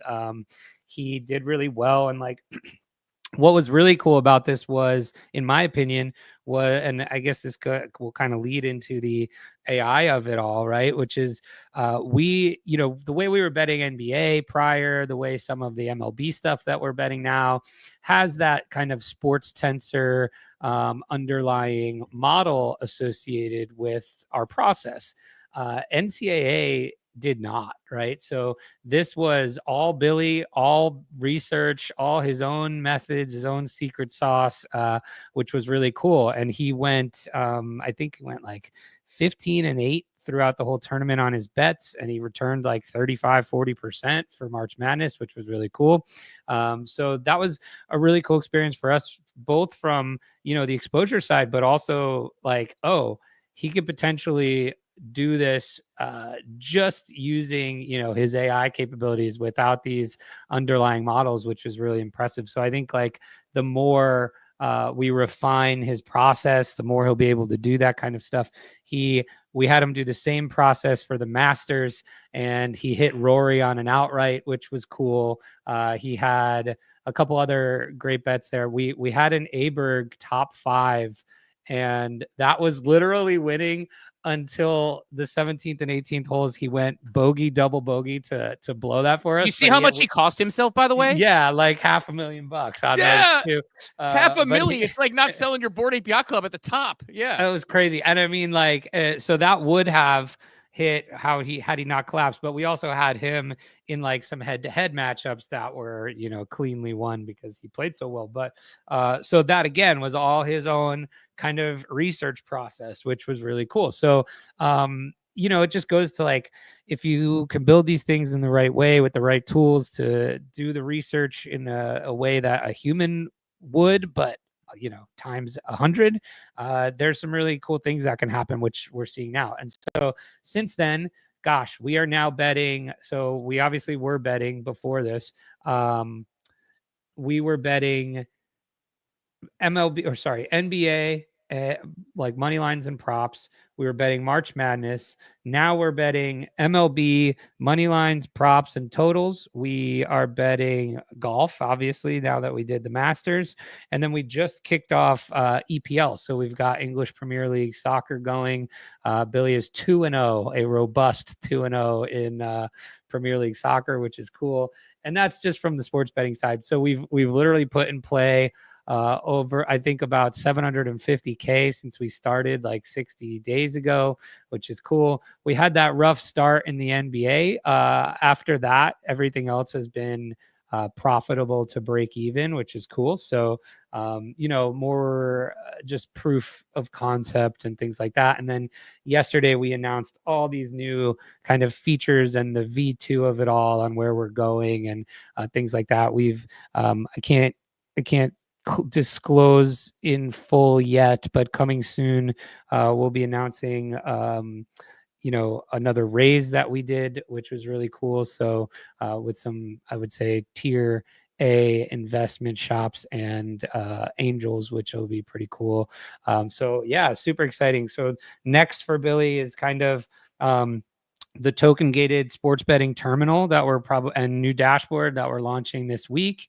And then that will evolve into kind of your personal sports betting assistant. It'll have memory of all your preferences as a user, all the bets that you've made, the strategies you like to employ, research you like to do, all that kind of stuff. You'll be able to one-click follow Billy's bets or put them on auto bet with different strategies at some point. So you kind of have an agent that will bet for you using a bunch of different strategies. And that's where we're going. And we just actually made 2 new hires for 2 new AI engineers that joined the team this week. So yeah, everything's going pretty good. The product market fit interest has been really great, and just excited to kind of keep building this out. I think this niche is something that is, really huge and lacks a lot of really great pro consumer tools like this that you can use. And I just want to keep being first with AI and sports betting.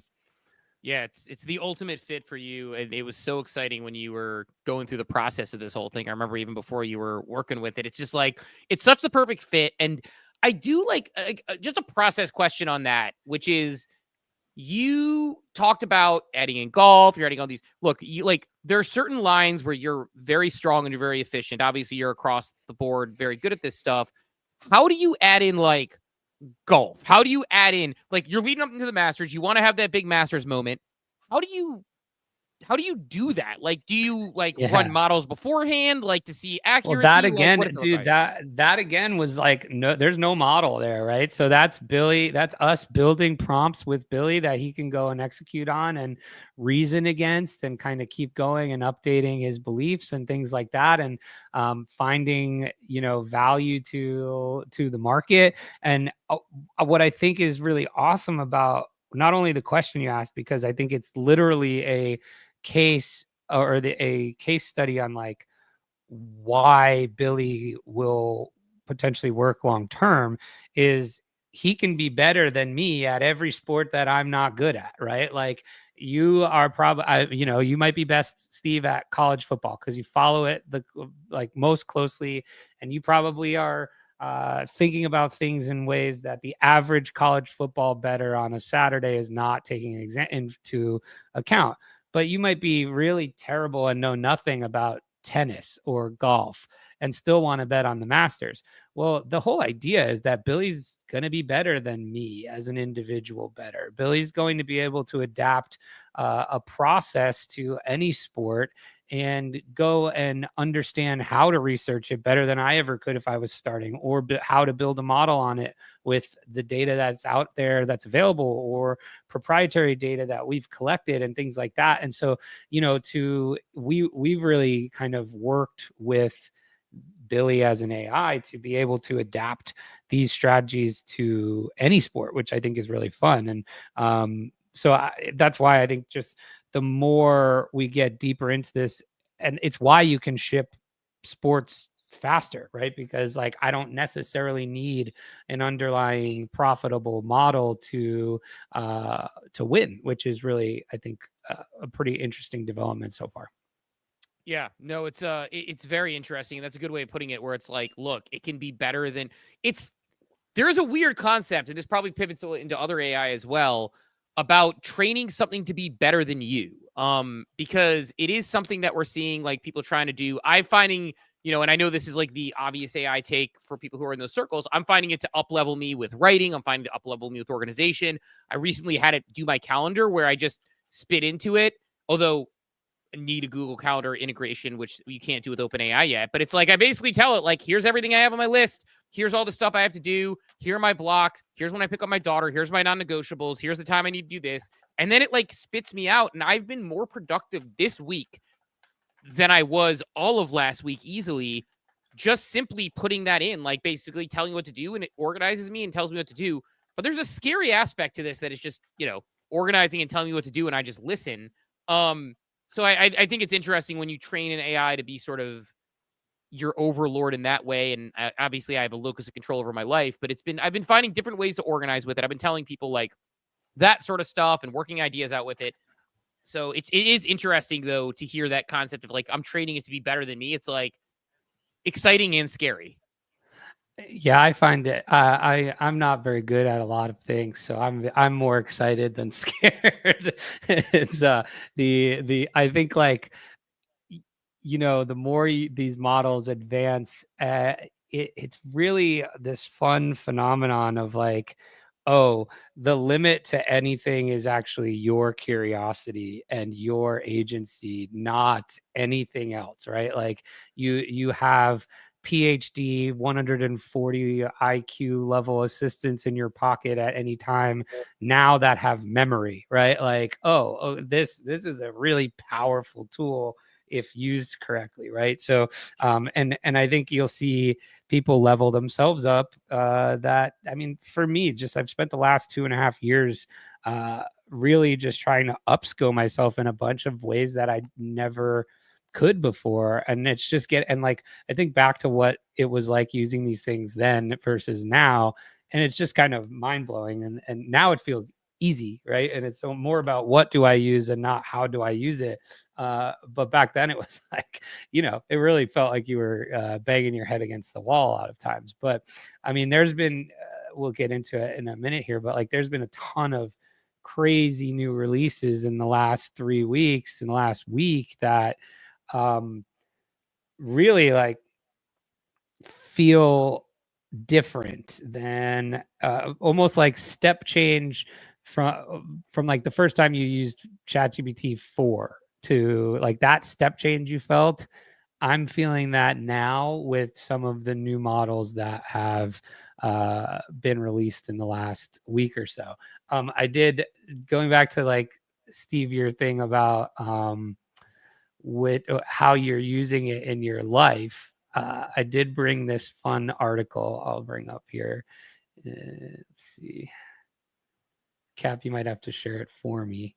Okay, but Here, this is called, or this comes from visualcapitalist.com, and it's ranked all the things people use AI for in 2025, and it's actually got a like a change ranking from what it was last year. So in 2024, the top use cases were generating ideas, therapy and companionship, specific search, that was your top 3. Edit text and explore interests rounded out your top 5. Then fun and nonsense, troubleshooting, enhanced learning was number 8. Personalized learning was number 9. Drafting emails, general advice, explainers, blah, blah, blah. In 2025, the top use case is therapy and companionship. Is that surprising? No, actually. Okay. Next is Steve. I think you follow into maybe this one, organized life, which was new, not on the rankings from last year. Finding purpose maybe could be in the therapy and companionship bucket. That's new from 2025. Enhanced learning is up 4 spots to number 4.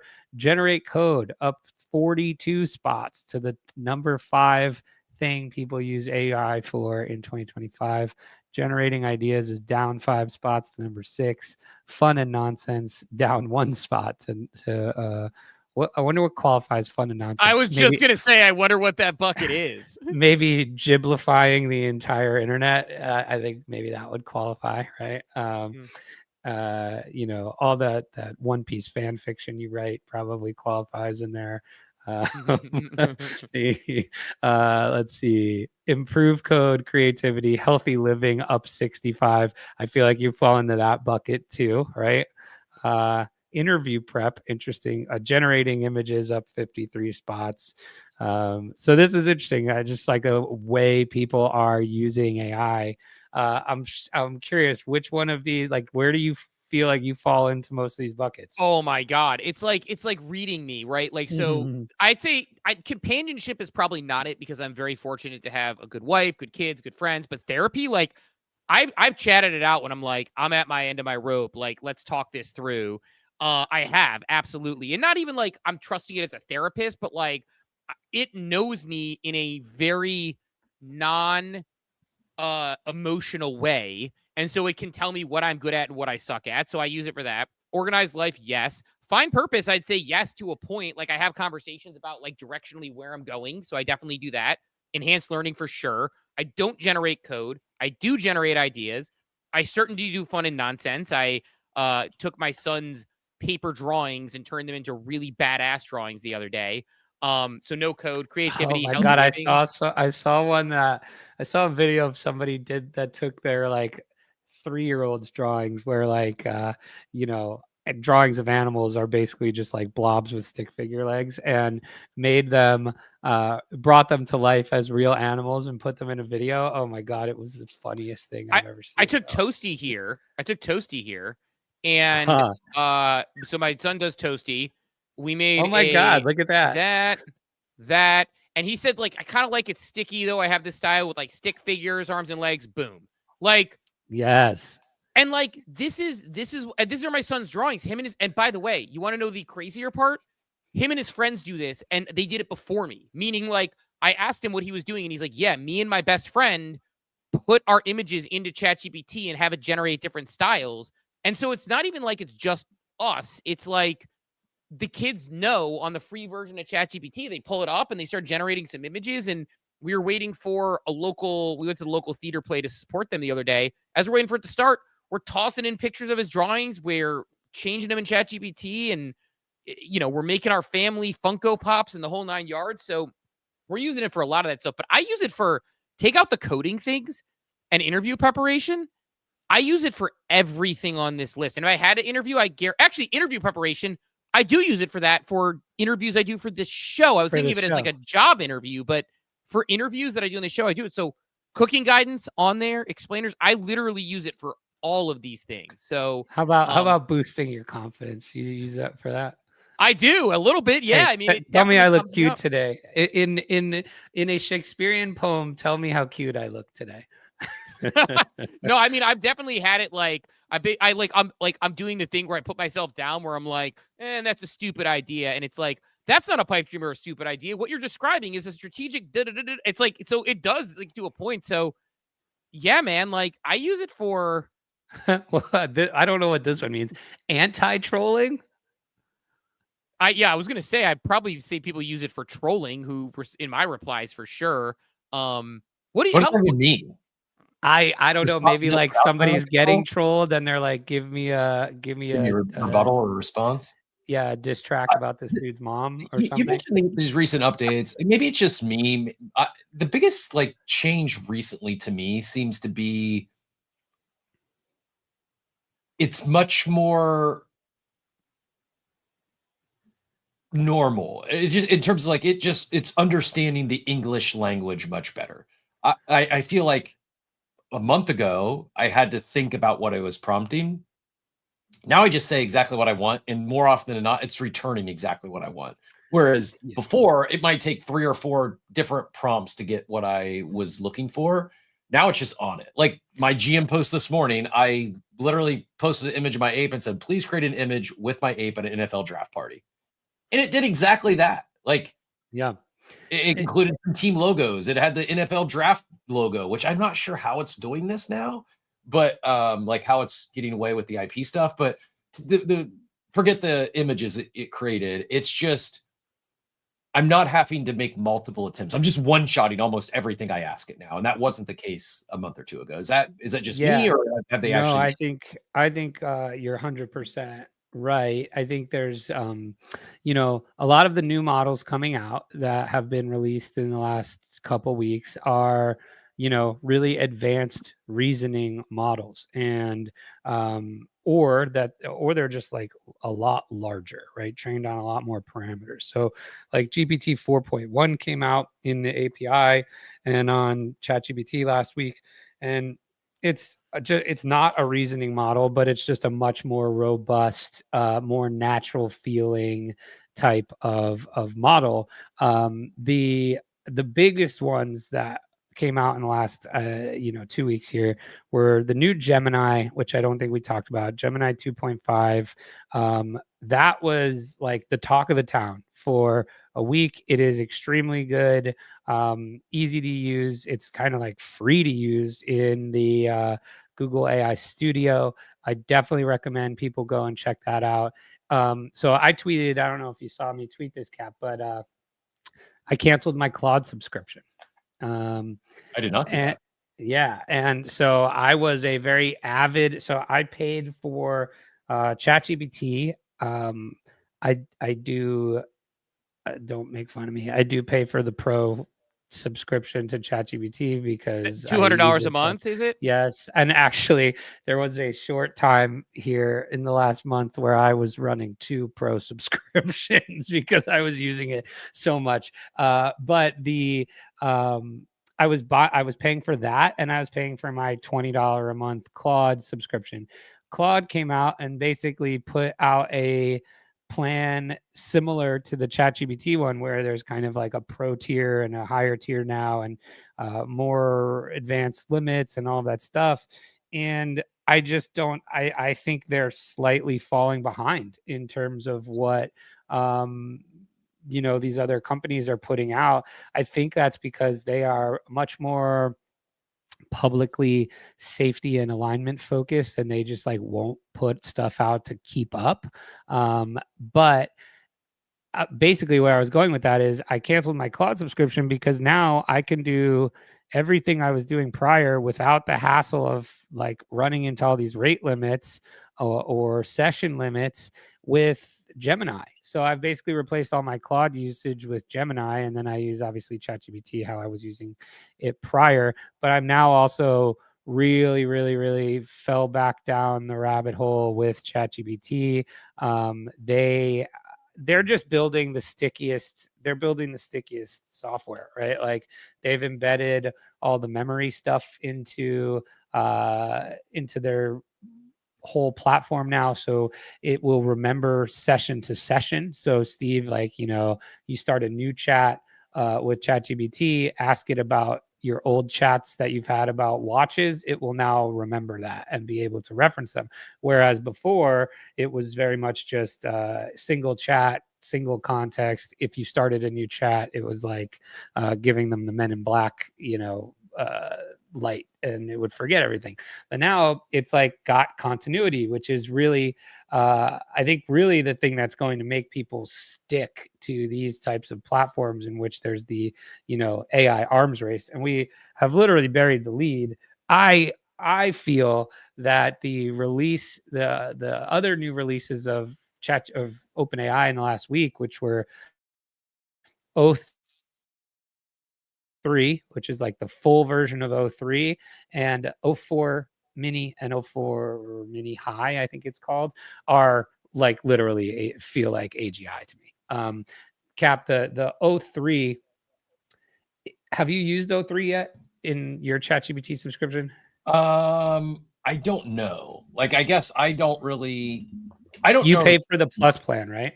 I do, but I just like it defaults to 4.0, and I think I use that. So to answer your question, no, I've not changed it. I have not even played around with O3 yet. Start using O3 and you'll feel like talking to 4.0 is like talking to your dumb intern. It's incredible. And so like this goes into part of why I feel like what you said originally was, they're just easier to talk to and get what I want out of.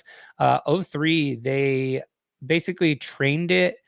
They did reinforcement learning on tool calling. So like, and they give O3 access to a bunch of tools that it can use in your conversation. So it really feels like an agent, right? Where it can go out and just automatically, based on your query, search the internet, use Python, all in one thing, and it just kind of decides what to use and when. And in their demo, they were like, we've seen it use 600 tool calls in one prompt of just like what to go look for and learn. So I'll share my screen. We can talk to O3 for a second here, but I just want to show you like what it is like. And then I've got one more resource that I think everybody should look at to kind of stay up to date, and then we can go wherever from there. But here's O3, and I, of course, in honor of Cap, asked it about the NFL draft. So here we go. So just in this one prompt to O3, all I said was, find me 3 value bets on the draft and why. Here's what it gave me, Cap. I'd love to hear your thoughts here. So it actually gave me what it thought is the fair probability of this happening, and then the implied probability based on the line. Wow. We've got SEC players drafted in round 1 under 14.5. And the why there's value, consensus boards show only 12 to 13 prospects in the top 32. NFL mock draft consensus big board built from 14,000 mocks lists 12. And if you can get them at under 14.5 plus 150, I'll go take that all day. I guess ESPN Bet is offering that one. It seems. What do you think? Good play, bad play? Yeah, sounds like a good play. And it's funny, I posted in the chat on the Spaces chat that this is how I use ChatGPT as well. What quarterbacks that the Browns met with, and then yes, which one are they most likely to take? And like, I could go do the same research. I've done this. Like, I've listened to all the podcasts. I've read a bunch of articles. Yes.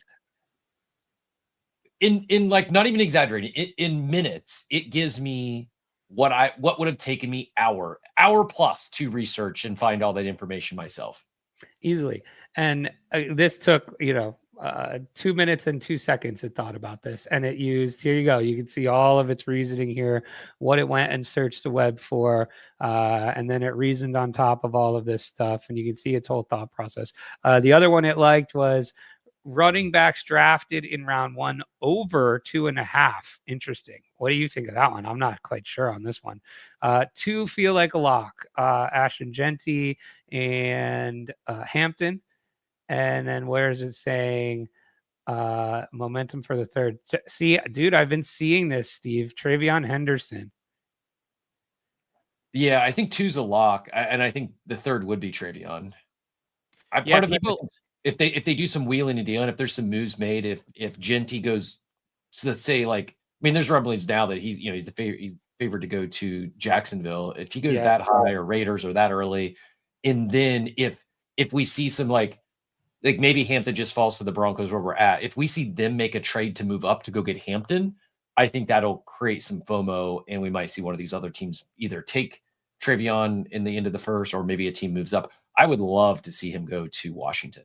I think Jaden Daniels and Travion would be a blast. That would be sick. So yeah, he says bottom line here, there's multiple needy teams, all have needs. He said model spits out a 60% chance of 3 backs, Genty, Hampton, and one of Henderson, Judkins, or that's wrong. But he says implied probability as a 21% edge. Interesting. First wide receiver. This one was really interesting because I had a follow-up question after this one. First wide receiver drafted Matthew Golden at 200 over T-Mac plus 200. That's what he says. He says I make a 45% chance to leap T-Mac, which is interesting. I think right, like that's it's pulling good information. As someone, again, I say this because having consumed, I'm going to say well over 1,000 hours of NFL draft podcasts. I'm not even like, it's ridiculous. I know it's always in my ear. There's a lot of them out there, and there's 5 or 6 that they put out a new. So is this a decent take? It's a great take. Yeah. I mean, it's the most recent steam. Golden's going to be the wide receiver 1, probably to Dallas is what we're hearing. Jerry Jones, he likes his Texas play. He's like, Jerry Jones is the billionaire version of Hizzy. He loves people from Texas. He loves like the homegrown story here. And so the big thing here is he says the gap is narrower than the odds, right? So which is exactly how you find value bets. This is obviously not a lock at plus 200, right? Your implied probability is 33% chance that this happens. But the way you find an edge here is like, is there actually closer to 50% chance this happens? Yep. That means you should put a value bet on it, right? Like, and he even says here how to deploy. So it tells you which ones he'd lay a full unit on, etc. And then here's some rapid fire tips it gave. But my follow-up question, I just didn't know. I said, does Travis Hunter not count as a wide receiver? And thought for 23 seconds. And it said, not for the first wide receiver drafted markets that books are hanging.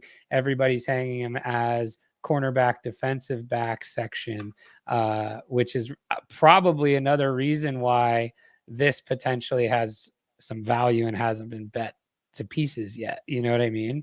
Yeah, some people probably in their heads thinking Travis Hunter is a wide receiver. Right. When he had DB that he wore at the draft or at the combine, which means he's officially going in as a DB, which means he'll be DB / wide receiver instead of the vice versa when they draft him on the draft board.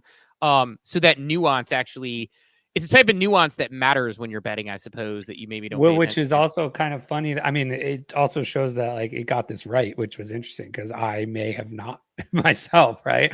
Phonics asked in the war room, what was his likely top 5 or what's the likely top 5? So I asked it to 03 here to see best guess for top 5 tonight with percentage chances. So obviously Cam Ward, 95% chance. Browns at Travis Hunter. This is probably closer to 99% chance now. Giants with Abdul Carter. Will Campbell at the Patriots. Let's see what he says here. Yep. And then T-Mac at 5 is his likely 5th pick. However, I'm seeing a lot of Genty at 5. Mm-hmm. Yeah, interesting. So, but everybody should, if you have the ChatGPT Plus, which is the $20 a month, go play with 03. It is the best model I've ever used. Just leave it there. Like just use 03 for everything for like the next week or so. I would. I think you should. So here's the thing.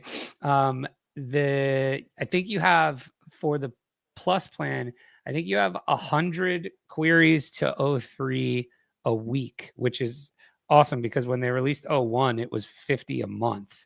So you have 100 queries to 03 a week. So it just depends on how intensely you use this stuff. But I mean, if you're asking for anything that requires an internet search, use this and see how it makes you feel compared to what else you've used in the past. It is just, I mean, it's far and away the best thing I've used so far. and it's not particularly close. Gemini 2.5 is the next hottest one that I think is really, really, really good. It's got a huge context window, 1 million tokens, so it's really great for long context things. It's a better writer, I think, than maybe O3 is, but O3 is pretty amazing with the way that it can do tool calls and things like that. Last resource I had was, and maybe you can find this tweet, Cap, and pin it, but this is from Riley Brown. I'm not sure if you're familiar with Riley Brown, but he is a AI content creator, and he put out a tweet like 2 days ago: struggle to keep up with all the most powerful AI tools. Here's a comprehensive overview. So he put together a 2-hour video, a 1 hour and 50-minute video on literally everything you need to know if you've been living under a rock for the last 2 years in AI, what tools to use for what, all this kind of stuff. So he walks through a bunch of different chat tools. So all the best tools for chat that we were just talking about, all the best creative tools, creating video tools, vibe flows, so automations and agents, vibe coding resources. So if you're interested in building things with AI, and then all the recap of all the tools mentioned here. But this is an awesome video, 1 hour and 50 minutes to kind of get you 0 to 1 on all things AI tools and what to use for where and why and what and how. So I would totally recommend going through this in your spare time if you are interested in kind of the latest and greatest tools. Love it. I did just pin that up top for anyone that wants to go check it out. And Awesome. I will be checking it out for sure, because it's hard to keep up with everything. Like, we have you every week, which is helpful to get those small bites, but having a resource in one place, it's a really useful resource. And so, yeah, Rare Ed, we can't share the link in the chat, but it's if you look for Riley Brown AI, you should find him. It's his pinned, it's his pinned post too. Yeah. And he looks like a guy who would be deep in the tech world if you're looking and not sure which Riley Brown it is, because Riley Brown's a name that probably could be female and go either way. So look for the Riley Brown AI one, not Riley Brown OF. But no, but I think stuff like this is super helpful. And I think even the 3.0 recommendation there, where it's like, I'm going to be doing some deep research on some things that I want to be do sourcing on, where I'm doing the writing, but I want to use it to help me source. It's going to help me find sources, and it's going to help me chat out my ideas a little better than, say, like the 4.0 model will in that way. So that's where I would probably go to, or the 4 model. So you're saying basically for a purpose like that, if I'm writing like a deep dive dissertation on something and I want to make sure I'm well sourced and go through everything, 3.0 is the one I'm going to want to turn it on to use those questions.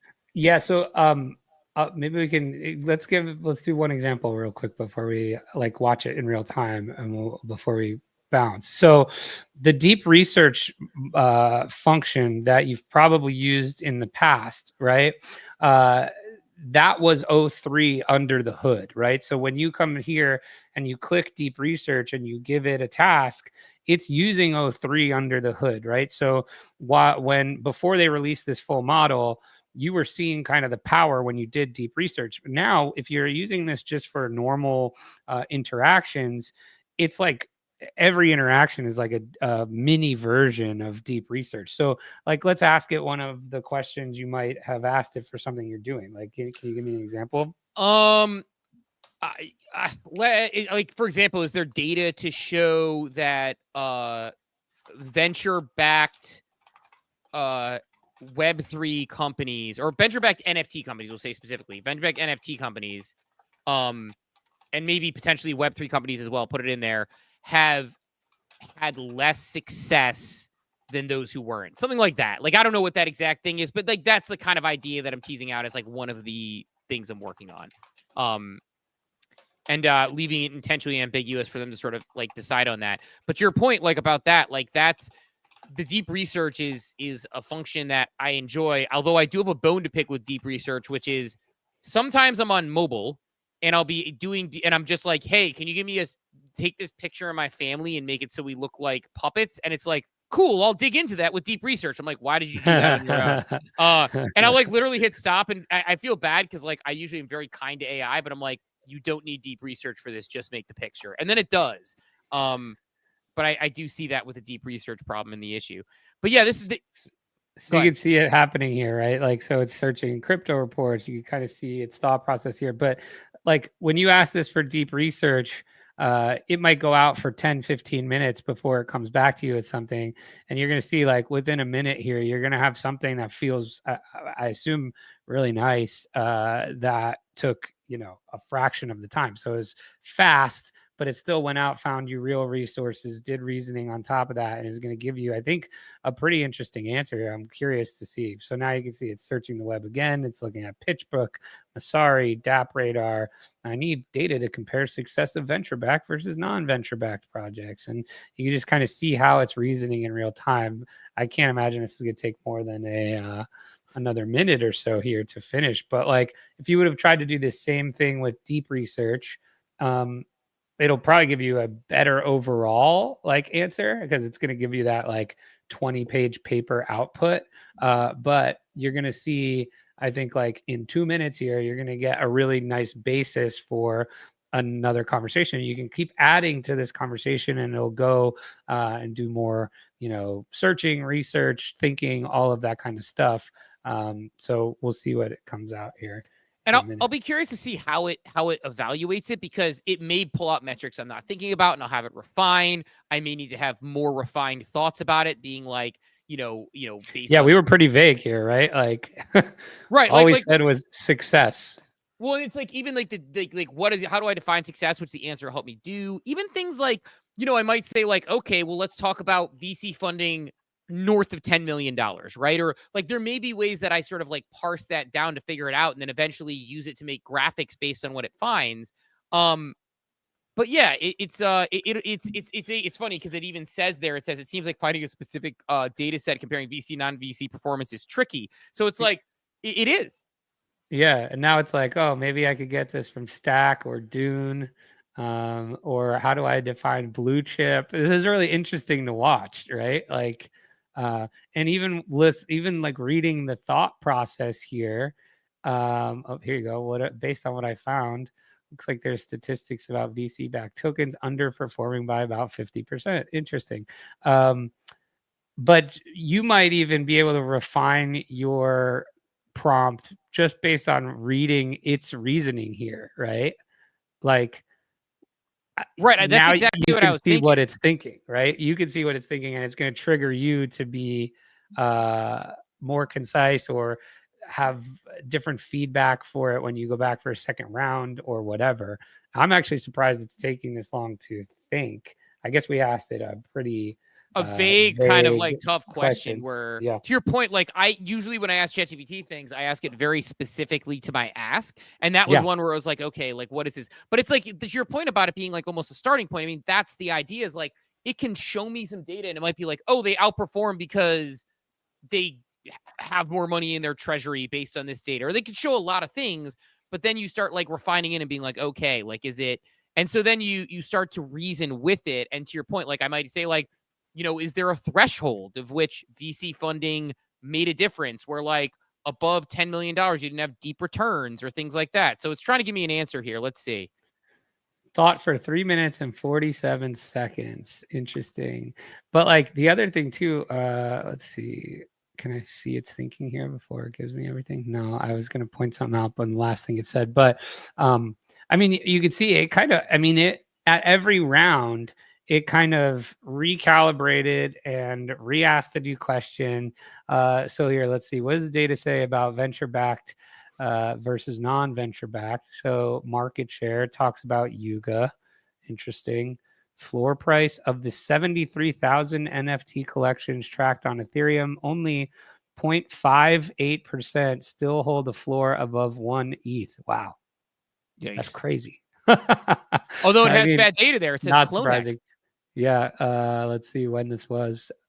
We could let's see when this article was. There's like Clonex and Doodles on there. So it's pulling from like relevant data, but like that's the thing where I could tell it to refine and it could figure that out. Because it's not going to be perfect, but it's a starting point for me to say, how do you measure this and what yardsticks do I use as they use the word yardstick, right? It totally looks like, so it looks like it defined NFT success as floor price and market cap, right? Same with fungible tokens. So like you may decide, oh, I want to go back, and that's not success to me. Success is X, Y, and Z, right? So yeah, really interesting. But like this is a really good starting point. And you can see it went and looked at, gosh, how many sources did it look at?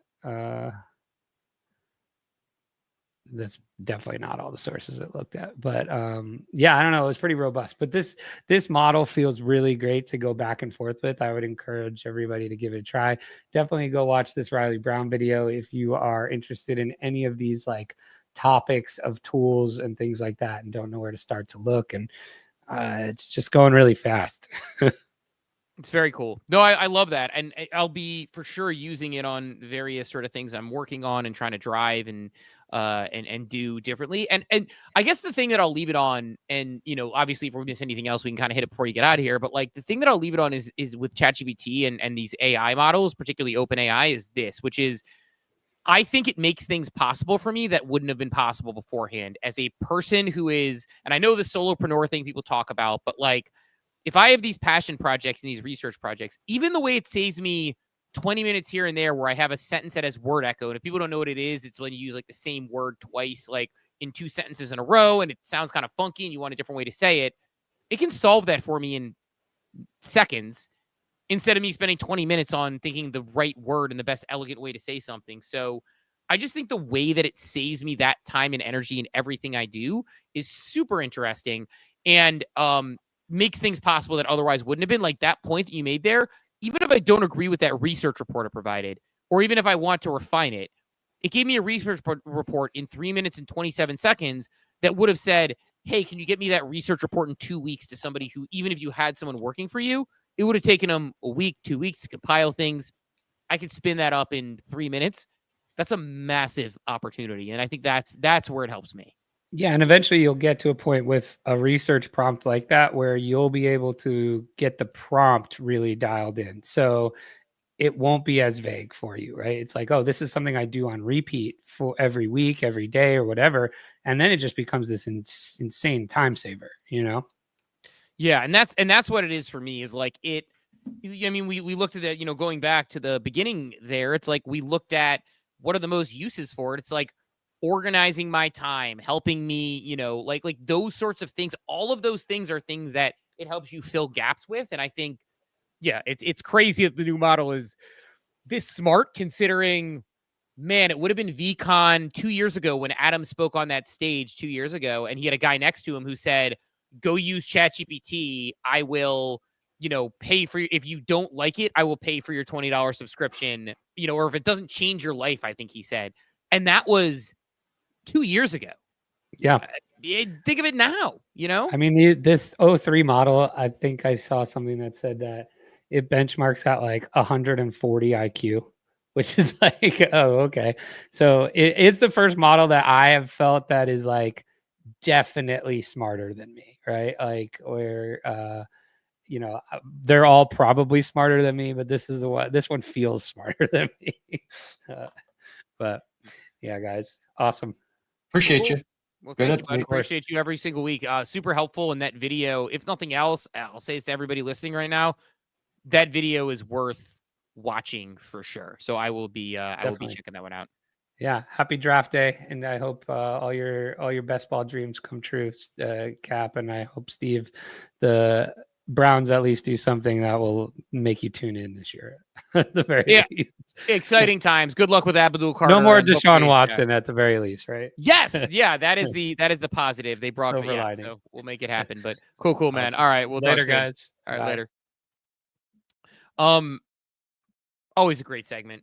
Like glad to have him back. Excited to check out that video and kind of figure out how I can be more optimized with AI. But Cap, that said, anything else you want to leave everybody with before they go? Nope. Get alpha. Use 03 there in ChatGPT. Also, Hizzy reminded us, stop saying please and thank you. It's costing them millions of dollars. So you don't need to say please. You don't need to say thank you to your AI overlords. Oh, and then I pinned up another link up top from Crypto Painter, a one that is specific on education. I know we have some homeschoolers out there and some students. SaveMyGPA.com. Just a cursory overview looks pretty interesting. It's got a bunch of textbook data in fine-tuned for educational purposes. So excited to explore all these deeper, and reminds me just what a time to be alive. Appreciate all you. Appreciate everyone tuned in. We've got a Friday show to wrap up the week tomorrow, 8 o'clock Eastern. I'll pin the carousel all the way up top to the left. If you've not yet hit that reminder, would greatly appreciate it. And there was mention of videos there. We didn't even hit on the DC Roth video, but I also pinned that one up top. A great, another great production from DC Roth. This one about they called it the graduation or the 4-year birthday for Board Ape Yacht Club. Yeah, which cool piece of content worth checking out if you are in the club. That said, let's send everybody off in their day. Appreciate everyone who came through this morning. Red tip at the buzzer there. Appreciate you. Big Pingu tip over, and that's no joke. Pingu on the ripper. So my abstract wallet just got quite the bump. We're Ed. We always appreciate the tips out there, and everybody who does tip on a regular basis means a lot to us. Helps us keep going. But that said, we'll send everybody off into their day. Thanks to everybody who came through this morning. We will talk to everybody bright and early tomorrow morning at 8 a.m. Eastern time. Have a wonderful, wonderful day, everybody. Thanks for tuning into Coffee with Captain, powered by ApeCoin. We hope you enjoyed the show, and remember, nothing we discussed today is financial advice.